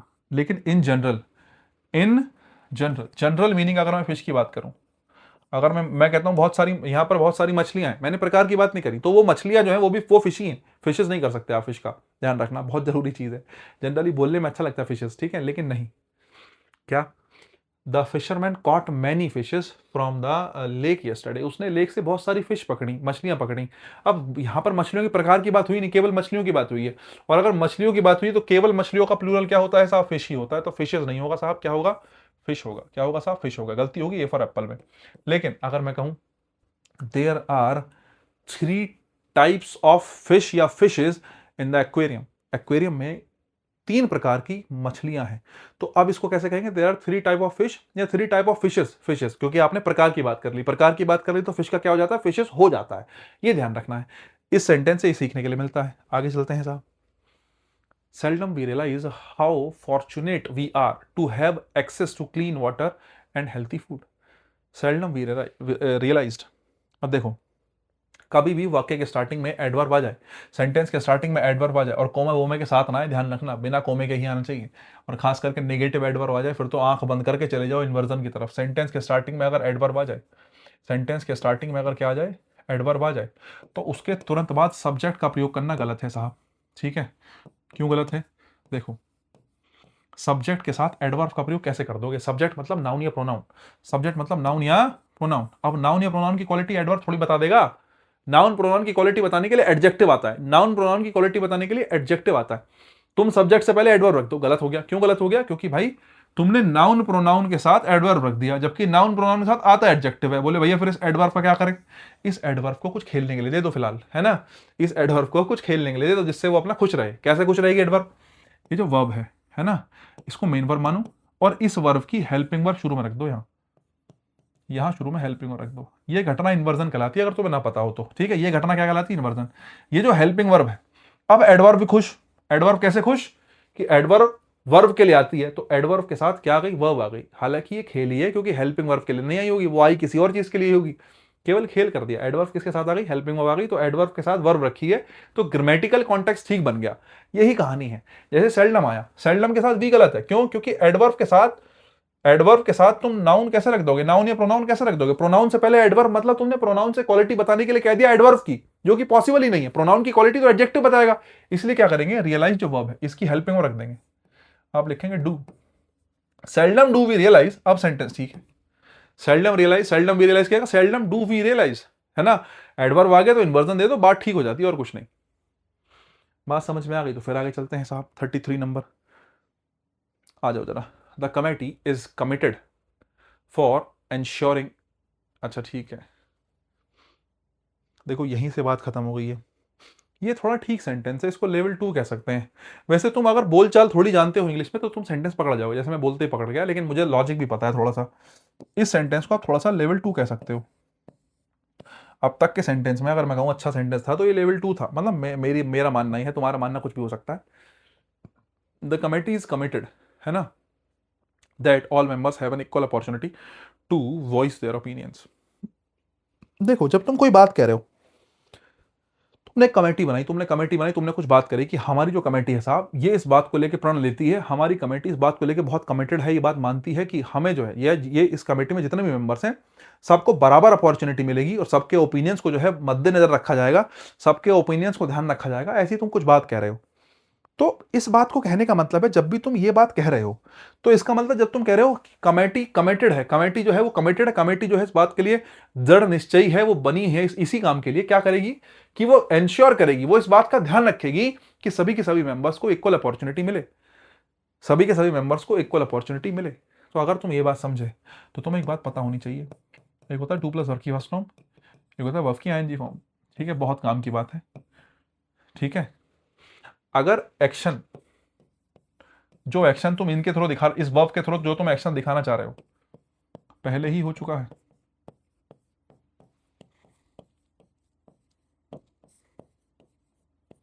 एक्शन पहले ही हो चुका है, तो वर्ब की कौन सी फॉर्म लगाते हैं, आईएनजी फॉर्म। एक्शन फ्यूचर में होगा, होगा होगा 2 + वर्ब की फर्स्ट फॉर्म। अगर एक्शन फ्यूचर में होगा तो 2 + वर्ब की फर्स्ट फॉर्म। अगर तुम्हें बात समझ में आई हो, नहीं आई होगी तुम्हें, देखो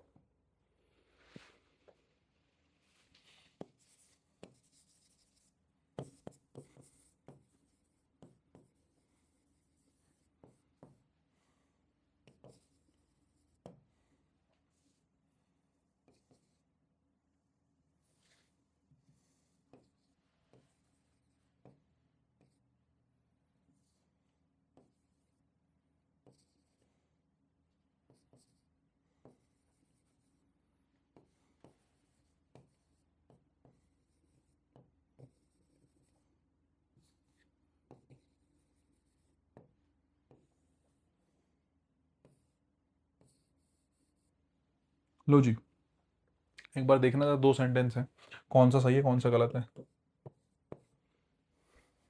तुम ही बता दो, जो तुम कहोगे तुम्हारी बात मान ली जाएगी, तुमने कहा सही तो मैंने कहा सही, ठीक है, जो तुम कहोगे वो मान लेंगे, कोई दिक्कत समस्या की बात नहीं है। सोचो समझो जवाब दो, दोनों में से कौन सा सही है। देखो पहला सेंटेंस तो आसान लग रहा होगा तुम्हें, उसमें तो दिक्कत नहीं होनी चाहिए।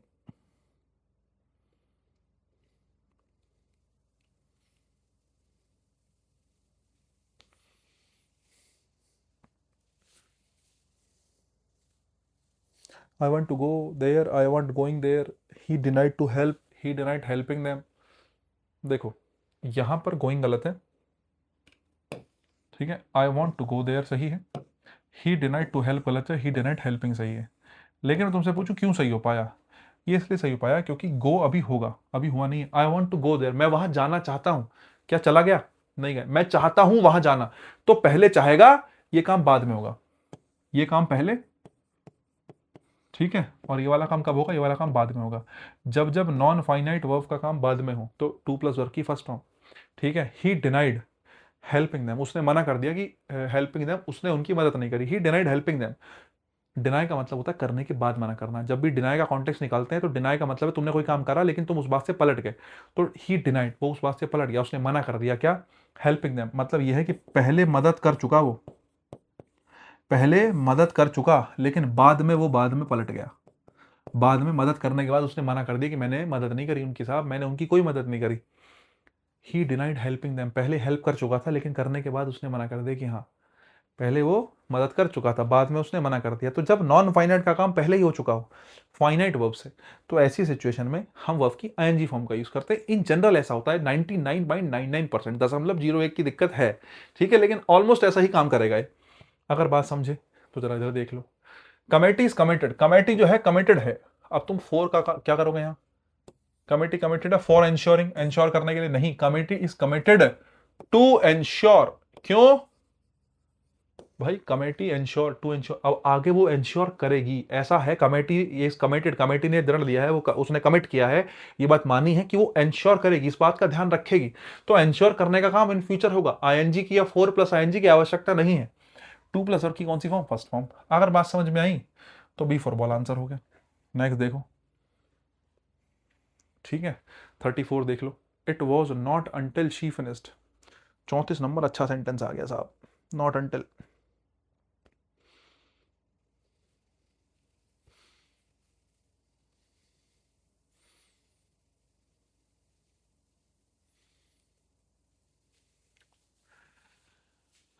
लेवल 2 सेंटेंस है साहब, लेवल 1 नहीं है। क्या है? लेवल 2 है।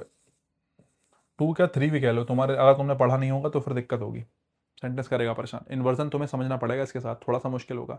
या जनरली बच्चा क्या करता है, नॉट अंटिल को गलत मान लेता है, जबकि नॉट अंटिल सही होता है। नॉट अंटिल एक फिक्स फ्रेज है, एक काइंड ऑफ फ्रेज है नॉट अंटिल, जो कि सही होता है। बच्चा इसको गलत मान लेता है और वहीं गड़बड़ कर देता है। नॉट अंटिल सही है साहब, नॉट अंटिल में दिक्कत नहीं है।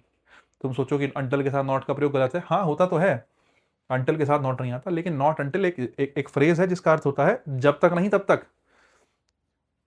जब तक नहीं तब तक, या तब तक नहीं जब तक। तो ऐसा कुछ होता है। कुल मिला के मैं ये समझाना चाहता हूं,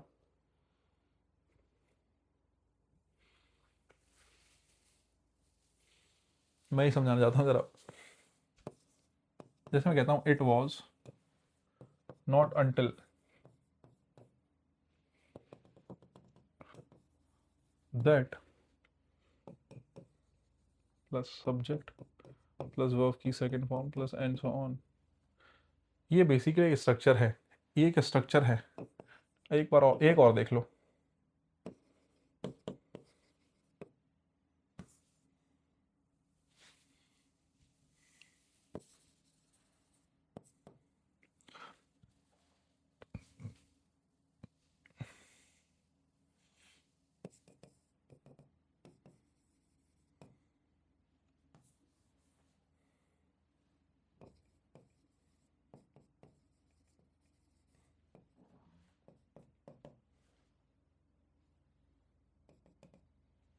ठीक है,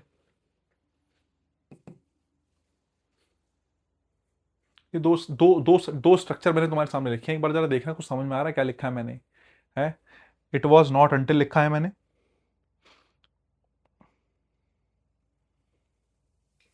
एक सेंटेंस भी लिख दूं, सेम सेंटेंस लिख देता हूं।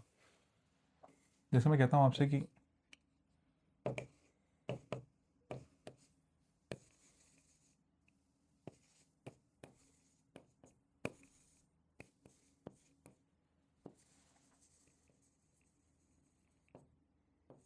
it was not until midnight that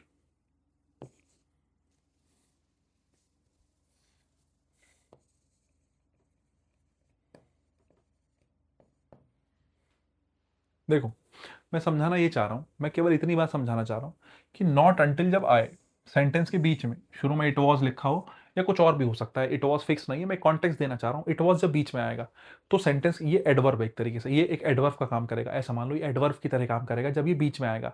तो ये इन्वर्जन नहीं लेगा, इतना समझना है। नॉट अंटिल जब बीच में आएगा इन्वर्जन नहीं लेगा। ऐसे 2-3 सेंटेंस पूछेंगे 2025 सीजल में, हो सकता है कल को तुम्हारे स्टेनो में नंबर आ जाए इसका, ठीक है, या किसी और एग्जाम में नंबर आ जाए एसएससी के ही।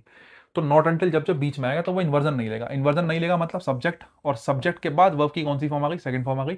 इन्वर्जन का प्रयोग नहीं हुआ। लेकिन वहीं अगर नॉट अंटिल को सेंटेंस के स्टार्टिंग में रख दूंगा, इसको तुम्हें समझना पड़ेगा, वाक्य के स्टार्टिंग में एडवर्ब का यूज कर दिया और तुम्हें अंटिल का भी नहीं पता चल रहा, तुम्हें क्या बोले अंटिल तो कंजक्शन है। अरे अंटिल छोड़ो, नॉट को देखो ना, नॉट क्या है? Adverb of negation. नॉट क्या है? Adverb of negation. नॉट अगर सेंटेंस के स्टार्टिंग में आ गया तो एडवर्ब स्टार्टिंग में आ गया। सेंटेंस के स्टार्टिंग में एडवर्ब आ गया मतलब वो तुम्हें चीख चीख के ये बात कहना चाहता है कि वाक्य के शुरू में एडवर्ब आ चुका है और अगर वाक्य के शुरू में एडवर्ब आ चुका है तो वो इन्वर्जन की कॉल करेगा कि मुझे इन्वर्जन चाहिए क्योंकि मैं आ गया हूं शुरू में।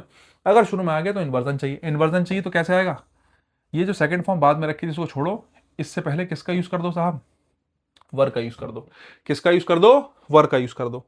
तो बस मैं इतना समझाना चाहता था, बस मैं इतना समझाना चाहता था कि इन्वर्जन का प्रयोग किया जाता है। जैसे एक सेंटेंस देखो, it was not until mid night that I reached home. Sentence बिल्कुल सही है। कैसे सही है साहब? नॉट अंटिल सेंटेंस के बीच में आया, दैट लगाया, सब्जेक्ट लगाया, रीच्ड वर्ब की सेकंड फॉर्म लगाई, जो कि बिल्कुल सही है, सेंटेंस ठीक है। लेकिन अगर मैं इसी बात को ऐसे लिख दूं, नॉट अंटिल मिड नाइट, मैं लिखूं नॉट अंटिल मिड नाइट, ठीक है, मैं ऐसे लिख दूं नॉट अंटिल मिड नाइट। अब आपको समझना पड़ेगा, वाक्य के स्टार्टिंग में एडवर्ब आ गया, वो इन्वर्जन मांगेगा। इन्वर्जन कैसे देंगे? रीच्ड को लिखेंगे डिड आई रीच्ड, है ना, आपने इन्वर्जन दे दिया, डिड आई रीच, नहीं reach, did I reach home. मैं तुमसे पूछूं ये सेंटेंस सही है? ये सेंटेंस भी सही है। मैं पूछूं पहले वाला सही था? पहले वाला भी सही था। लिखने का तरीका अलग हो गया, लिखने का तरीका अलग हो गया, और कुछ नहीं, ठीक है। बाकी मैं तुमसे कहूं फ्रेज का मतलब क्या निकलता है? अगर तुमसे पूछे नॉट अंटिल का क्या मतलब निकलेगा, आप कहेंगे तब तक नहीं जब तक, तब तक नहीं जब तक। अब जैसे देखो, मैंने कहा it was not until mid night that I reached home. तब तक, मिड नाइट तक नहीं जब तक मैं घर ना आ जाऊं। तुमने पूछा कोई काम करने के लिए, माना तुमने पूछा पापा को फोन कर, पापा ये काम कर ले हम, तो इट का मतलब वो एक्शन के लिए कह रहे हैं। It was not until mid night, कि मिड नाइट तक नहीं। कब तक नहीं? मिड नाइट तक तो नहीं जब तक मैं घर ना आ जाऊं। बोले तब तक नहीं, तब तक मतलब कब तक? मिडनाइट तक। बोले मिडनाइट तक तो नहीं जब तक मैं घर ना आ जाऊं। ये काम तब तक मत करना जब तक मैं घर ना आ जाऊं। वो सेलिब्रेशन हो सकता है, कुछ भी है। ये कॉन्टेक्स्ट है। बात समझ में आ गई कि नहीं आ गई? तो ये तुम्हें मैं समझाने की कोशिश कर रहा था। अगर तुम्हें बात समझ में आई हो, अगर तुम्हें बात समझ में आई हो, तो एक बार पिछला सेंटेंस देखना। नॉट अंटिल आया बीच में, नॉट अंटिल आया कहां? बीच में। अगर नॉट अंटिल बीच में आया तो मुझे बताओ तुम इसको इन्वर्जन दोगे या नहीं दोगे? डिड शी फील का प्रयोग गलत है, सही है? डिड शी फील का प्रयोग गलत है क्योंकि नॉट नॉट अंटिल बीच में आया। अगर नॉट अंटिल बीच में आया तो ये गलत लिखना है। अगर इसको सही करके लिखेंगे तो कैसे लिखेंगे? मैं आपको बता चुका हूं, डिड का प्रयोग नहीं करोगे। किसका प्रयोग नहीं करोगे? डिड का प्रयोग नहीं करोगे। कैसे लिखोगे? मैंने कहा था दैट लगाओगे। कैसे लिखोगे इसको? दैट शी फील की सेकंड फॉर्म बना दोगे felt, that she felt confident enough to start her on business, ठीक है।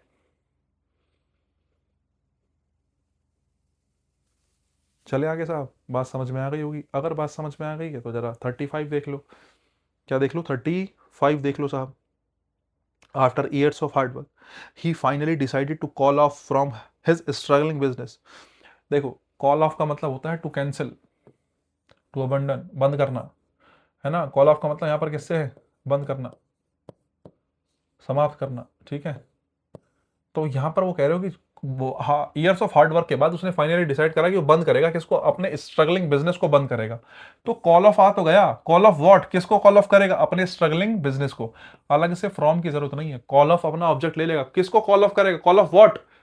His struggling business. फ्रॉम की आवश्यकता है ही नहीं, कॉल ऑफ अपना ऑब्जेक्ट सीधे लेगा, हिज स्ट्रगलिंग बिजनेस। अगर बात समझ में आई हो तो बी फॉर बॉल में गलती होगी, और ये बिल्कुल सही है सेंटेंस, ठीक है। और ये सेंटेंस बिल्कुल क्या है? सही है।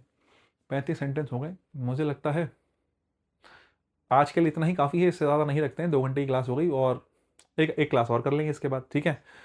मुझे लगता है मोर देन इनफ आज के लिए हो गया है, बाकी काम कल करेंगे। आज के लिए इतना ही। हाँ, लाइक कमेंट शेयर सब्सक्राइब कर लिया करो, और पीडीएफ के लिए टेलीग्राम ज्वाइन कर लो। मुझसे जुड़ने के लिए कहाँ जाओ? मुझसे जुड़ना है, मुझसे कुछ कहना है, मुझसे कुछ चर्चा करनी है, मुझसे कुछ चाहिए इन द सेंस की कुछ ऐसा है कि माना कि सर ये वाला क्वेश्चन करा दो या वो वाला करा दो। हाँ, इसमें नहीं है। हाँ, इसमें क्यूआर नहीं है, क्यूआर में जनरली डलवा देता हूँ, ठीक है, लेकिन इसमें नहीं डला हुआ है। तो बस यही है कहानी गाइज, आज के लिए इतना ही रखेंगे। बाकी काम कल करते हैं, मिलते हैं ब्रेक के बाद। अभी के लिए टाटा बाय बाय, कल जुड़ते हैं इसी सेम क्लास के साथ।